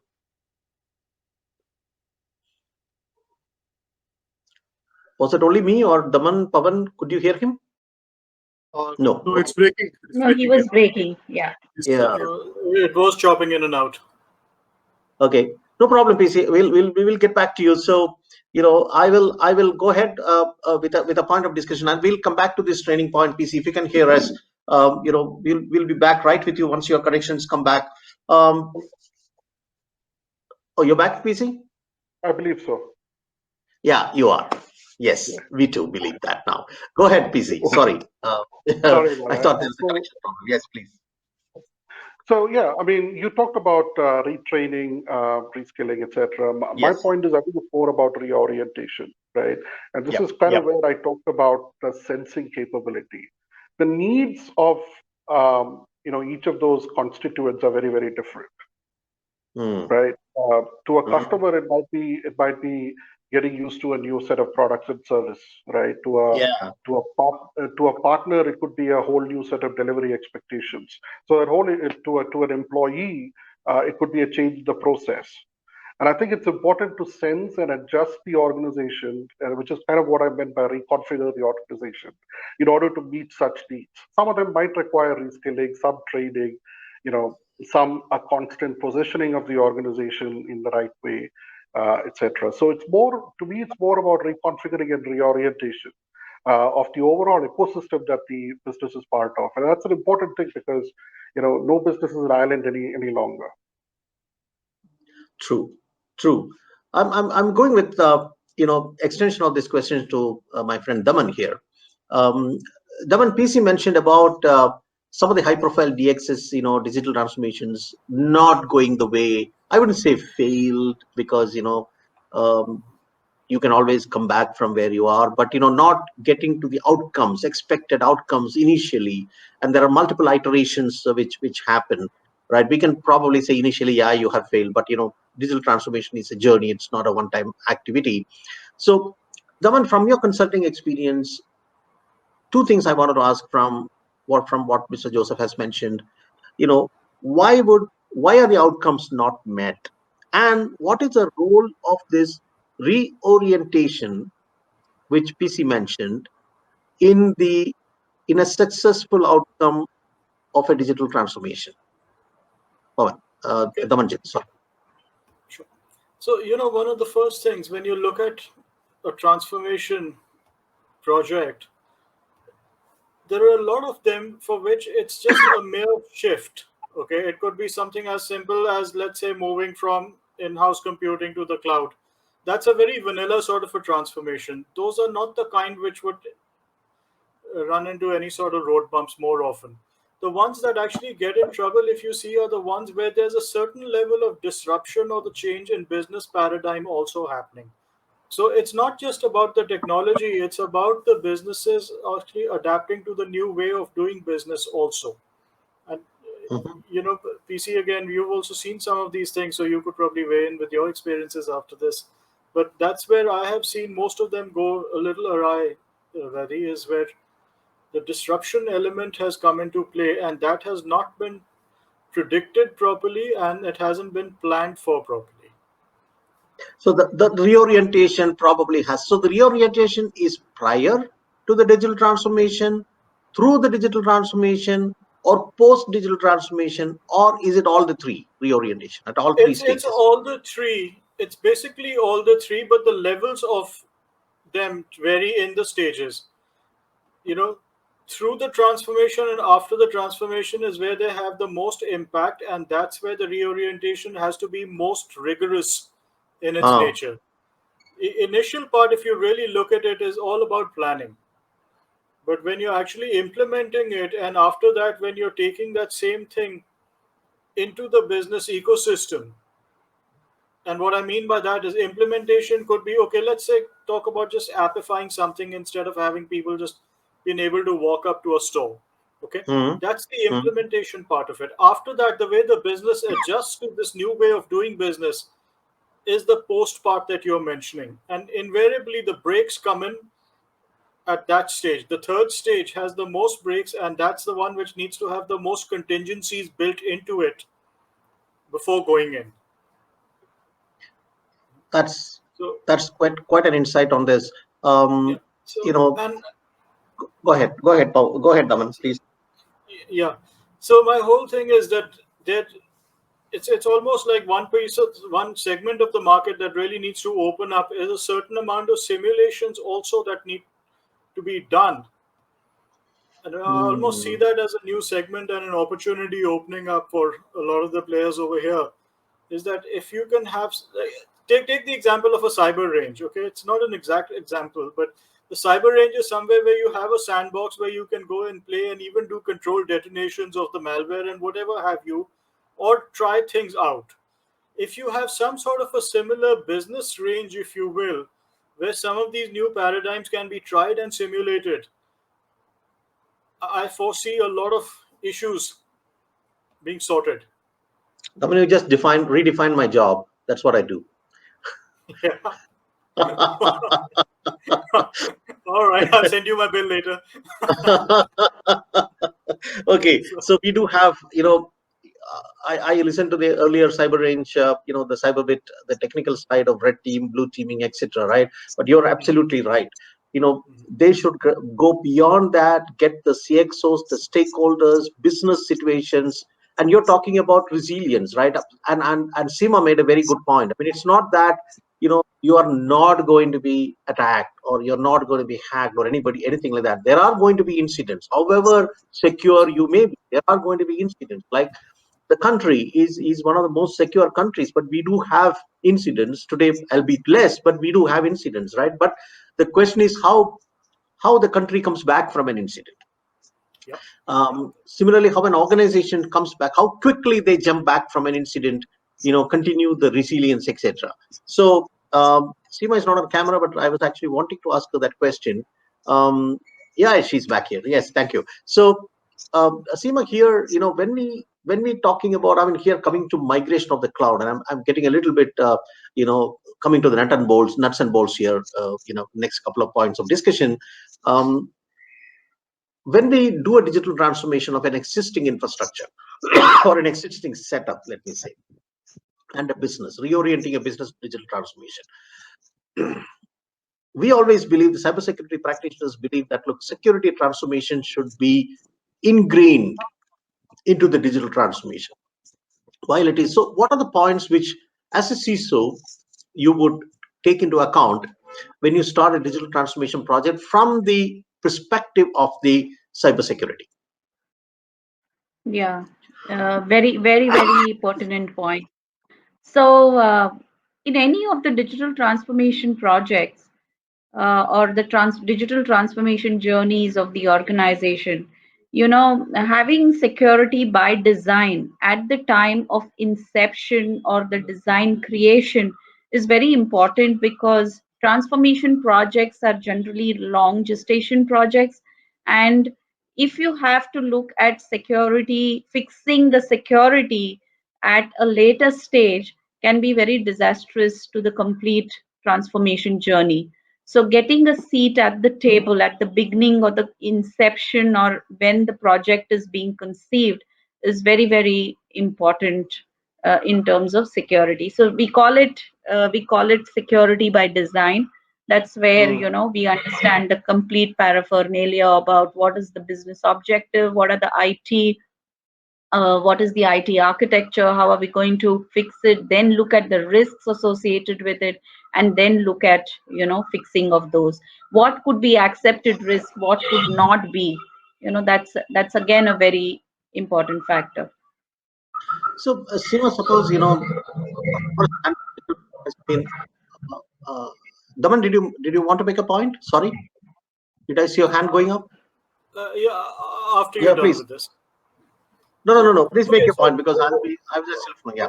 All right. So what I wanted to also say was, just to add to Seema's point about security by design, one of the things that we need to start factoring in is almost like right at the ground level when transformation comes in, zero trust as a concept has to be knitted in very strongly, because the whole Yes. thing is moving towards the end product itself. It's no more about building tough shells. It's the endpoint which needs to be solidified now. So that's something that needs to be knitted in. So Well, actually, you gave me a straw, That's which I actually wanted to come out of that zero trust thing, right? I mean, today that's the in thing, and as you rightly said, zero trust is not a product, right? Like, for example, at one point of time, all of us know in the industry, advanced persistent threat (APT). There were people who used to go to CISOs and companies and say, "I have an APT product, buy it," right? I mean, I'll give you APT. I mean, and there was nothing called like that, right? I mean, there is nothing called a product which can give you APT. It's a processes and group of technologies and systems which actually can yeah. protect you. Similarly, zero And trust is also adopting of standards, practices. adopting of standards. Excellent. Yeah, and that's another thing on the zero trust, right? Which leads us to digital identities, which is the cornerstone of digital transformation, right? When I'm talking about digital identities, and I'm throwing this question back to Pawan here. In digital identities, the identity, is it identity of the person? Is it identity of the device? Especially when you come to IT and OT devices, how do we actually manage the digital identities, and how do we ingrain zero trust into the digital identity as well, if you may? I think it's same what we do in the IT systems. I think because digital identity is going to be the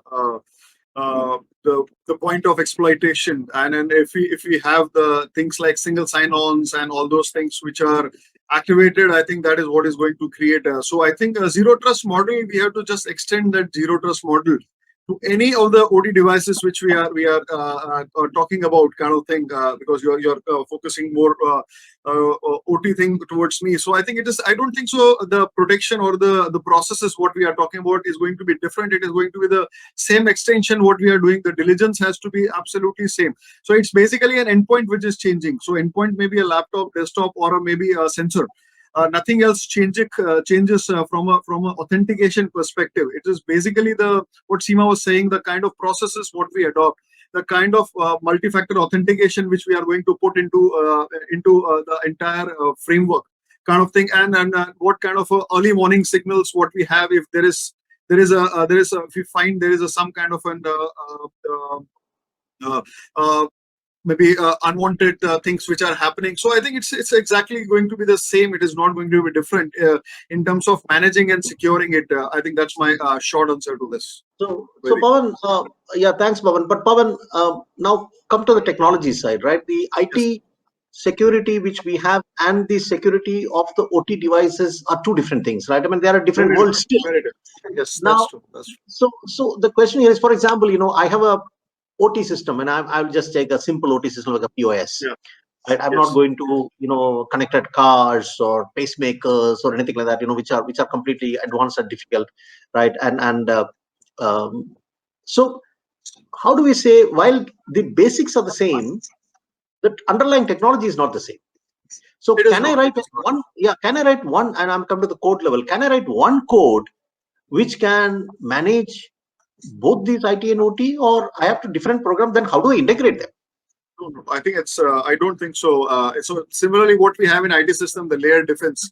I think the similar concept we'll have to adopt. So, and when I say layer defense, it is not about the only technologies. It is also about the processes and the integration where the integration is happened. So, I think if we talk about OT devices, we need to have the protection, as I think Seema was saying, in terms of it should not be a bolt. It should not be built in. It should not be afterthought. It has to be a built-in security. So when the IoT devices are being manufactured, at that point of time, what kind of security controls or what kind of security when the development is happening, what kind of security controls are we putting into that? So it is more about a firmware level control. So in our OT system, we need to have a firmware level controls. Then we move on to where the integration of the network is happening. So what kind of network level controls, what we want to have, a device level control, because most of these systems are going to be edge devices. So at edges, they will be performing a lot of functions. So what kind of edge level controls are we going to have? And then finally coming to the network, inside the network and the integration, where they are having the integration, that integration level control. So it is going to be a layered kind of an approach. At every layer, you need to put in this. And there are two things which we have to evolve in the OT system, which are not very, very categorically, very, very explicit in the market today. One is the protocols, what standardization of that. So how if I have two different vendors, how do they talk to each other? What kind of security? Because most of the security technologies, what we are going to put, they may not be taking into account these kind of OT devices, security of those OT devices, kind of thing. And secondly, maybe the legal aspect of it, the process aspect of it also has to be. So I think it's an overarching kind of a thing. But yes, it has to be a layered kind of an approach when we talk about the OT systems, which we need to put in place. I just want to bring in a different perspective over here. Yeah. I will narrate an incident. I mean, this is a real incident which has happened. This is a story of a person called Mia Ash, and this person is fictitious, right? And Mia Ash was used successfully by Iranian hackers. And what was happened was, there was a this is to bring how social engineering, how do we manage social engineering in a digital transformation kind of a scenario. To put the story short, Mia Ash was a photographer, a UK-based photographer who used to post, socially aware, conscious photos, about the downtrodden, about the people, etc. And she would connect with you. There's no she, actually. There's a she would connect with you, and she would reach out to you, looking at your interest from the social sites, etc. And reach out to you saying that, look, give me, if you tell me your areas of interest and anything you want me, I'm a voluntary worker, anything you want me to do specifically in this part of the world, that part of the world, right? I would do the photography session, and we'll be able to collect money for that. And people, we are all socially conscious. One lady reaching out to us, we go for that. But surprisingly, it was investigated that she reached out only to the people who are working in utility companies in the Middle East. She didn't reach out to anyone else. But that was a post facto investigation, right?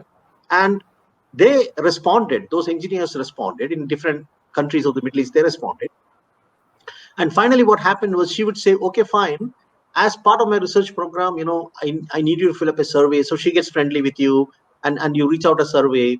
And the survey, she says, look, I'm not a technical person. So please fill this up on Outlook. I'm just sending it to you. Help me with this. There's a doubt. So okay, fine, I'll help you. And finally, what happens? A downloadable mail goes to them, and the mail is downloaded, and that's all they need, right?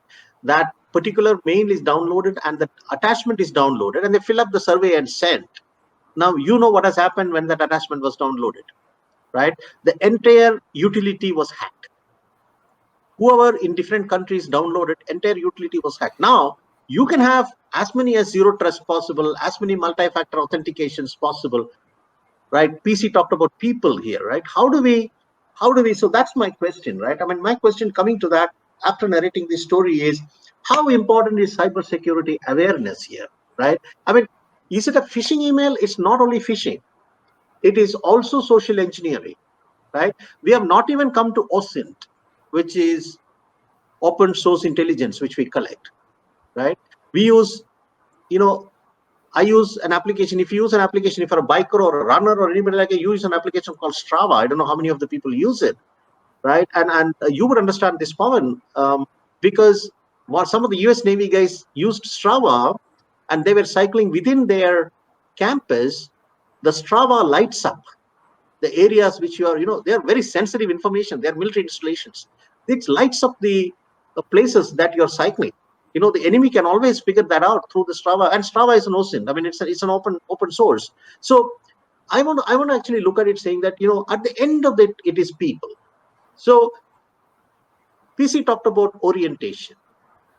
Seema talked about the attack surface getting widened.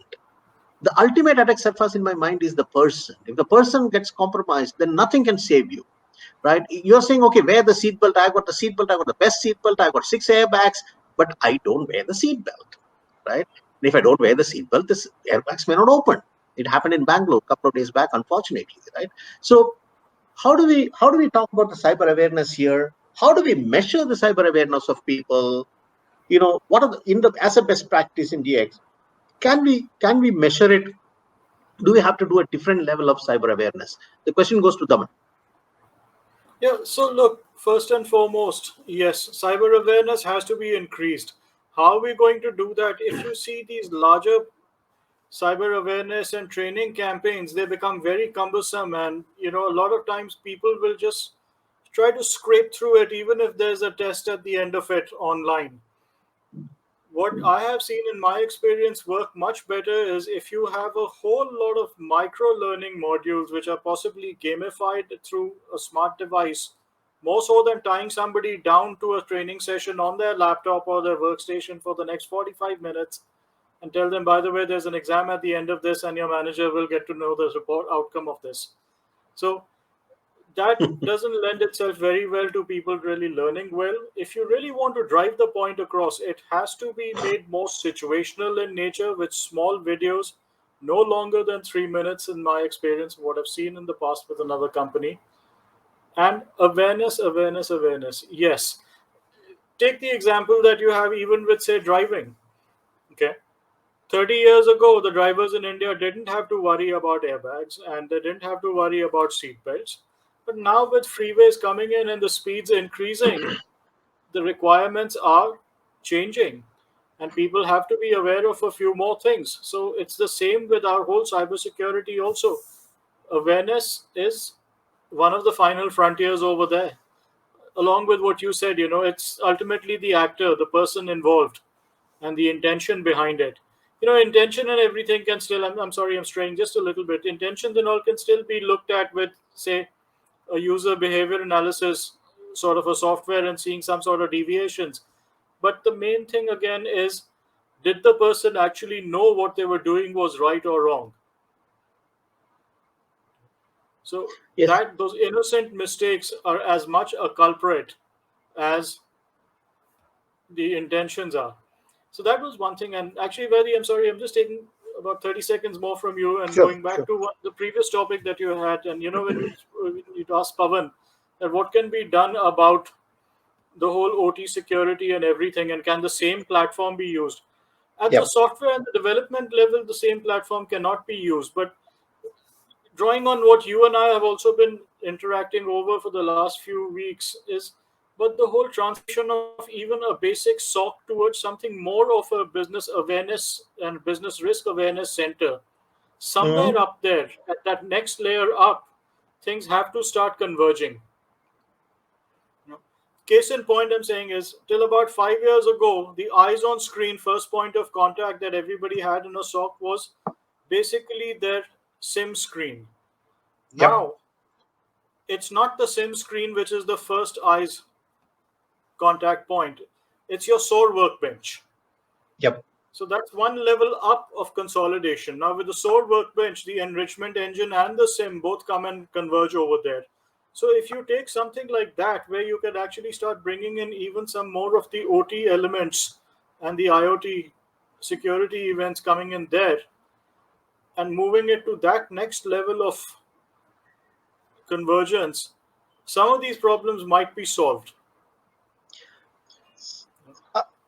Actually, I'm running short of time, but I have many interesting questions. When you talked about getting it up to the next level, bringing the SOAR branch, we are actually getting into we could get into the artificial intelligence. In IBM we call it augmented intelligence, because we don't believe For there me, is anything it was the next level of transformation also. Yeah. One of the I think so. Back to you. And there are a No, lot no. of Yes, solutions available with artificial intelligence built into training, gamification, etc., which actually Yep. integrate with your gateways, and they throw up alerts, in terms of what kind of they simulate the environment to throw up questions or challenges to the end users, where you can increase the level of awareness amongst employees. I can Because just tell gone you are one. those primitive times, where those quizzes and tests and all, they are absolutely Yeah. not Yeah. effective anymore.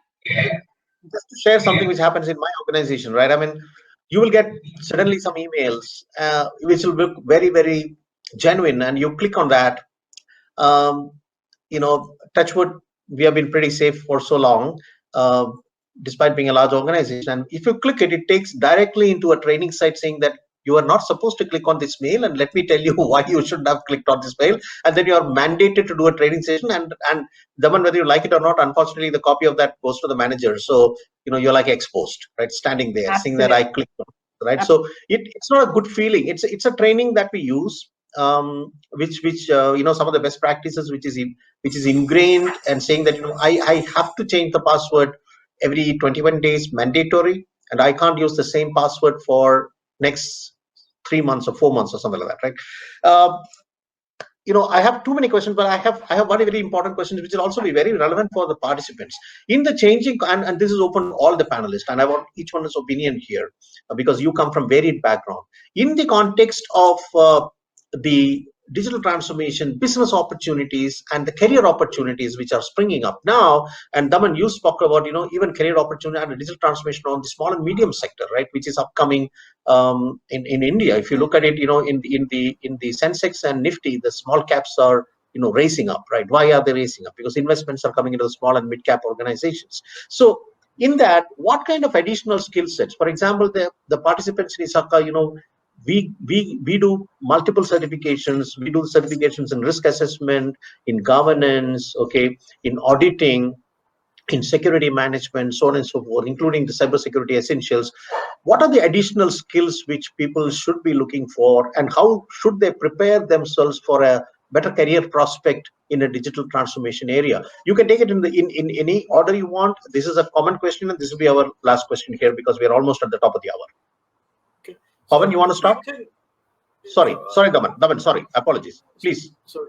So what I would say, look, again, when you're talking about a small or a medium enterprise, the first assumption is that there may not be too much to invest in there, and the priorities are different because they need to put the show on the road at that point. So for those kind of people, instead of just going in with a whole lot of certifications, initially I would lean more on the side of awareness training, and bypass possibly certifications and keep them to a minimum just for their compliance requirements, and take those seriously instead of looking at those as the low bars to cross. But otherwise, just in order to prioritize the spend prudently, I would say raising awareness and investing a certain amount on that would be an area that I would concentrate more on as a business owner. I see. Okay. Your thoughts, Pawan? Pawan, you there? Pawan, can you hear me? He went off. Okay. Yeah. Okay. All right. Let Pawan come back. Madam Seema, your thoughts, because as a CISO, when you hire people for a digital transformation projects, what would you be expecting out of them? So fundamentally, it's more of a cultural mindset change, and I would I would work on the open mindset, and in terms of adapting yourself more, making yourself more versatile, agile. In terms of the cultural shift that Daman spoke initially.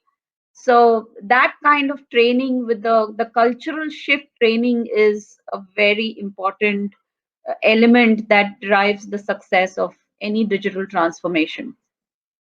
So training group of people into aligning towards the goals that you have set is very, very important, regardless of whichever department they belong to. Okay. Pawan, you're back. Sorry, we lost you in between. Sorry. So what kind of skill sets would you be looking for? Yeah, please. Yeah, I'll be looking at, yes, I think the digital transformation people have to be excellent sales guys.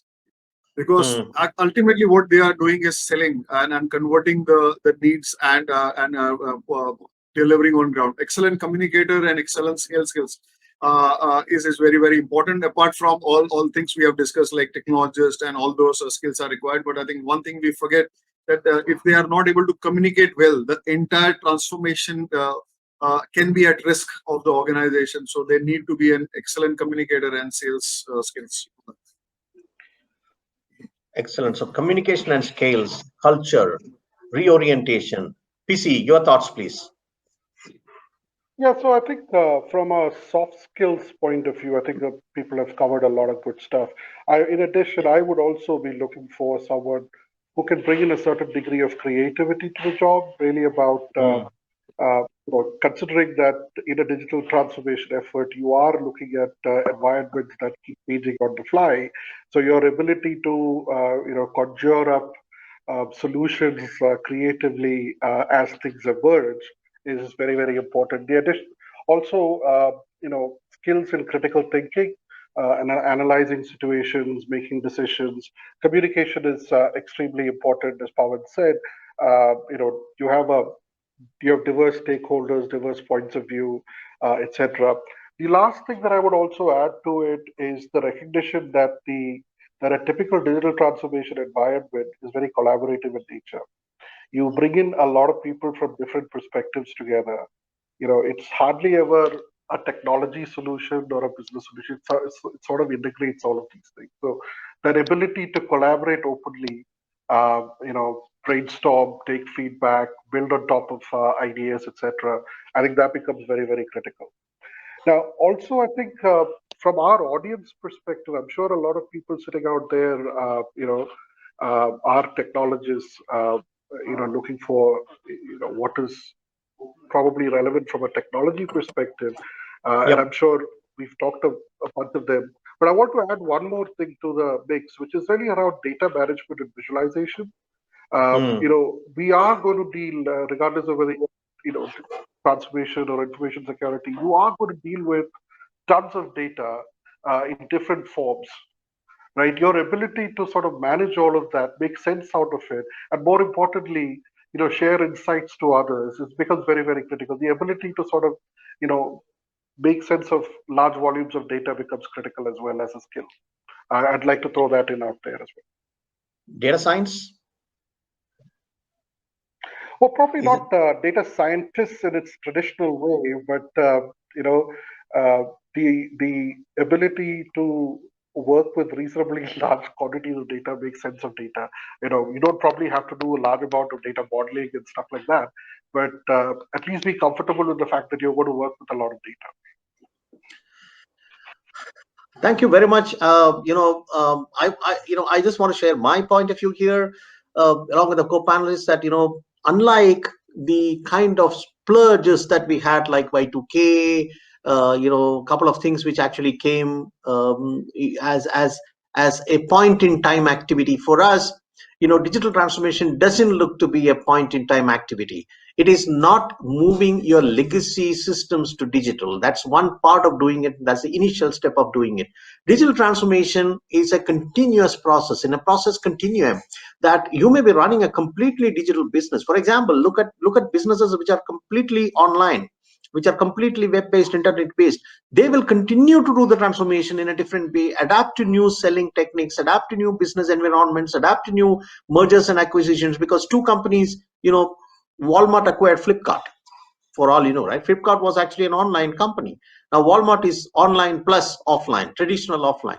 Now Flipkart will keep changing. I'm just taking a name, whether it is Flipkart, whether it is Reliance Jio, any of these organizations which are coming here, Amazon, they keep changing the models.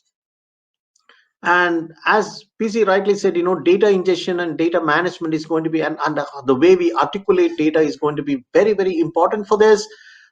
I think it's an eye opener, which means while we can, kind of base ourselves on the traditional skill sets that all of us have acquired, we need to modify it a little bit, get mentally tuned, and be adaptive to move towards digital transformation. And digital transformation means we need to also understand the OT technology. It's not only IT, it's OT, it's encompassing. So it's IT, OT, people, the three of it.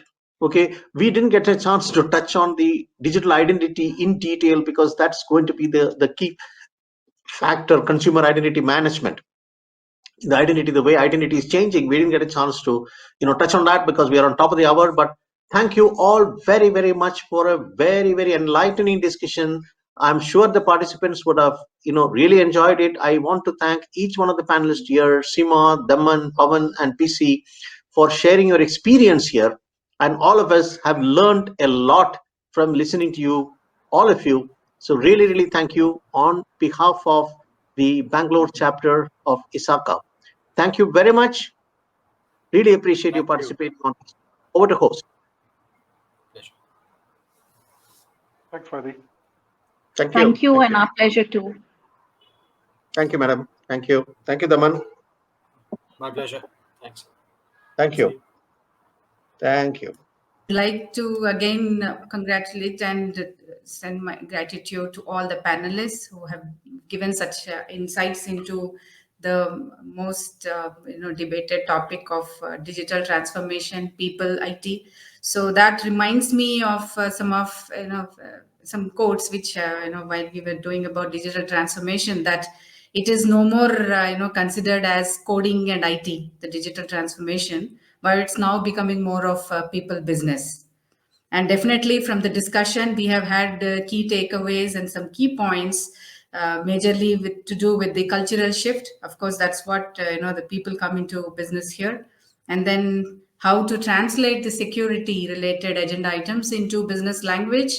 And then, of course, other key points are how we can treat digital transformation, looking at it as more from a governed process rather than a one-time activity, bringing agility, training, looking at innovative methods of training, not the traditional models where you will ask people to go through some PPTs and do some courses, and security by design. So it's been really insightful and a lot of key takeaways for all of us. And a very big thanks to all the panelists, and thank you, Vaidi, for making it such an engaging discussion.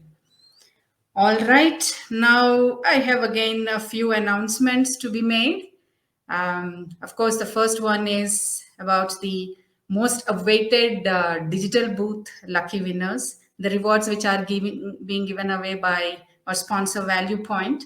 May I request these details of the winners to be brought onto the screen, please?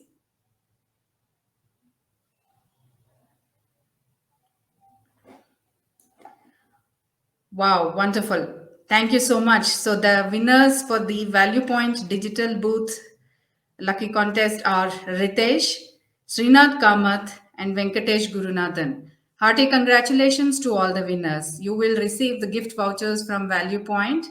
Once again, congratulations. And before we move on again, I would like to take a moment to announce the rank holders of our various ISACA certification exams for the year 2021. Please give me a moment to just share my screen to announce the winners.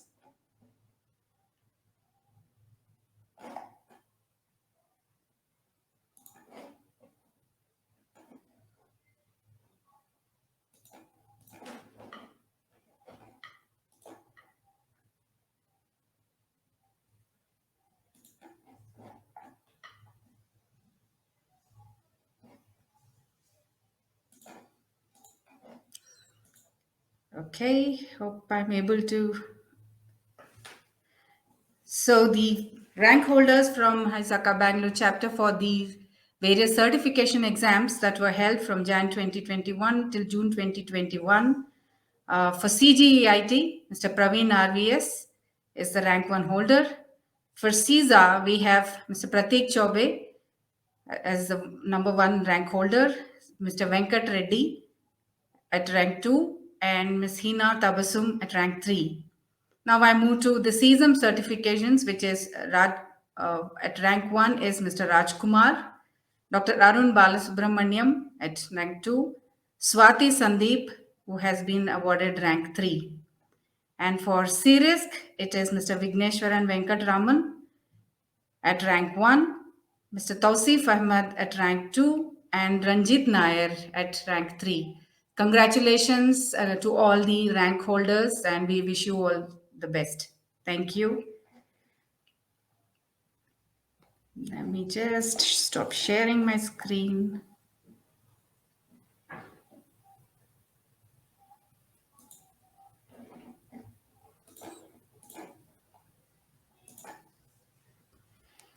Okay. So there is another special announcement that I'm sorry to be made to all the with respect to the CPA certificates. So the CPA certificates to all the participants will be sent by next Friday to your registered email IDs. I repeat, CPA certificates to all the participants in the conference will be sent by next Friday to your registered mail IDs. Okay, so now I would like to request Ms. Vijay Vanitha, Secretary ISACA Bangalore Chapter, to propose a vote of thanks. Over to you, Ms. Vanitha. Thank you, Asha. Top of the evening to you all. It's my privilege to wrap up and propose the vote of thanks for the 24th Annual Karnataka Conference of ISACA Bangalore Chapter's initiative around the theme Digital Transformation, Savior for Pandemic and Cyber Security. At the outset, I would like to express my profound gratitude to our chief guest and keynote speaker, Mr. Arindam Banerjee, Executive Vice President and Managing Director, India and Philippines, Wells Fargo and Company, for sparing his valuable time to address this gathering and highlighting the issues that we deliberated during the conference. Digital transformation is no doubt bringing a paradigm shift in business operation and changing cybersecurity requirements. With the pandemic introducing newer levels of risk, cybersecurity teams have to leverage both proactive and reactive measures to ensure business continuity and enjoy the competitive advantage. He emphasized that the protection of businesses and assets from malicious threat should include ongoing integration and automation of cybersecurity measures to address the fast evolving threat landscape. Mr. David Samuelson, thank you for sharing your journey with us. So hopefully we can emulate the success of your office's great achievement. Thanks for your insight into important topics that are significant to all of us here. I'm very thankful to all the sponsors of this conference. Without their general financial support, it would have been difficult to organize this conference. We are extremely grateful to Value Point TechSol Private Limited, Nextime Private Limited, and Sentinel One for making this conference happen, and also in inspiring us to host it successfully by being the gold sponsors of the conference. I would like to express our sense of obligation to Qualys Security Tech Services Private Limited, our silver sponsor, and Neredio Systems Private Limited, our bronze sponsors, for helping us in strengthening the conference by being the supporting organization. Many experts having vast experience in the field have been kind enough to accept our request to be plenary speakers in this conference. We convey our sincere thanks to them for their amazing presentation today. I must mention our deep sense of appreciation for Mr. Debashish Jyoti Prakash, CTSO Qualys Inc., for his explanation of the remote workforce cyber problem resistant to adoption. He emphasized the need to ensure robust remote asset management practice and resilience against cyber threat, and create business value by staying ahead of cyber threat management curve. Further, we are grateful to Mr. Ashok and Mr. Bobby Valley Point for demonstrating how to manage the evolving threat landscape and the effective strategies to stop attacks and stay ahead of breaches. They emphasize that the cybersecurity risk mitigation as a task should never truly end, as new threat actors were entering the landscape at a rapid pace, and rightly pointed out that by implementing the right security controls today, the organization can protect against an emerging threat of tomorrow. I like to express our sincere thanks to Mr. Krishanand N. Bhatt, Director, Technology Advisor, Nextime, SKP, for giving an excellent coverage to trust nothing, distrust nothing on cyber risk in a post-pandemic era. The pandemic has quickened the transition to a new cybersecurity model. The mantra is simple: trust nothing, distrust nothing. In the world of security, all users and devices are potential enemies unless proven otherwise. I also wish to express my gratitude to Mr. Anand Trivedi, Head of APAC Cybersecurity Business for CyberProof, for providing encouragement at building a next generation cloud native smart SOC.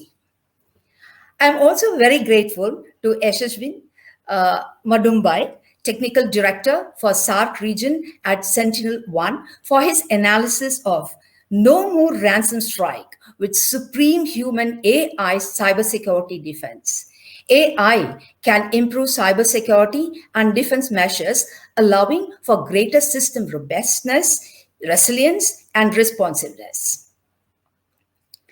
We also would like to acknowledge our gratitude to Mr. Setu Kulkarni, VP, Corporate Strategy and Business Development, White Hat Security US, now a part of NTT Securities, for exposing his theory of key inflection point on one's journey to XDR. The strategic inflection point is to have an ecosystem-based XDR approach to reduce business risk for customers by delivering accurate detection, security analytics, real-time alerting, and full spectrum response to security threats and incidents. And that the role of analysts should shift from finding needles in haystack to figuring out what to do with the needles. And I also wish to express my gratitude to Mr. Siddharth Matrija, Regional Director, Sales Engineering, South Asia and Asian at Cyberbit, for enlightening us on how to empower and prepare the next generation of cybersecurity professionals. With the expansion of threat surfaces, all organizations need to have a cyber-first mindset. There is a need for a paradigm shift in developing the next generation cybersecurity talent equipped to handle the evolving complexities of information securities. My deep regards and thanks to all the speakers. Now, let me express my appreciation for the power-packed panel discussion. I believe that this panel discussion has resulted in a better grasp of where we are as how viable is our digital transformation and help us to chart the course for the future. Like digital transformation affects every organization and mandates organizational change and cultural change. Digital transformation is more than just IoT. Everything and everyone gets connected. Retraining, rather reorienting the overall ecosystem is a must. Digital transformation is here to stay as it is a journey. Security is not just risk, but a great opportunity too. Thanks to all the panelists, namely Damanjit Ubray, Mr. P.C. Joseph, Mr. Pavan Desai, and Ms. Seema, and the moderator, Mr. Vaidyanathan Iyer, for their valuable contribution caused by stimulating and energetic moderating. We are highly grateful to the members of Bangalore chapter, ISACA, distinguished participants, and the learned guests for participating at this event. It has been possible to organize this mega event only with your active support and suggestions. I would be failing in my duty if I do not convey my thanks to the event management team, Alman Vertex, and the media for being here. Lastly, I thank all the members of the executive committee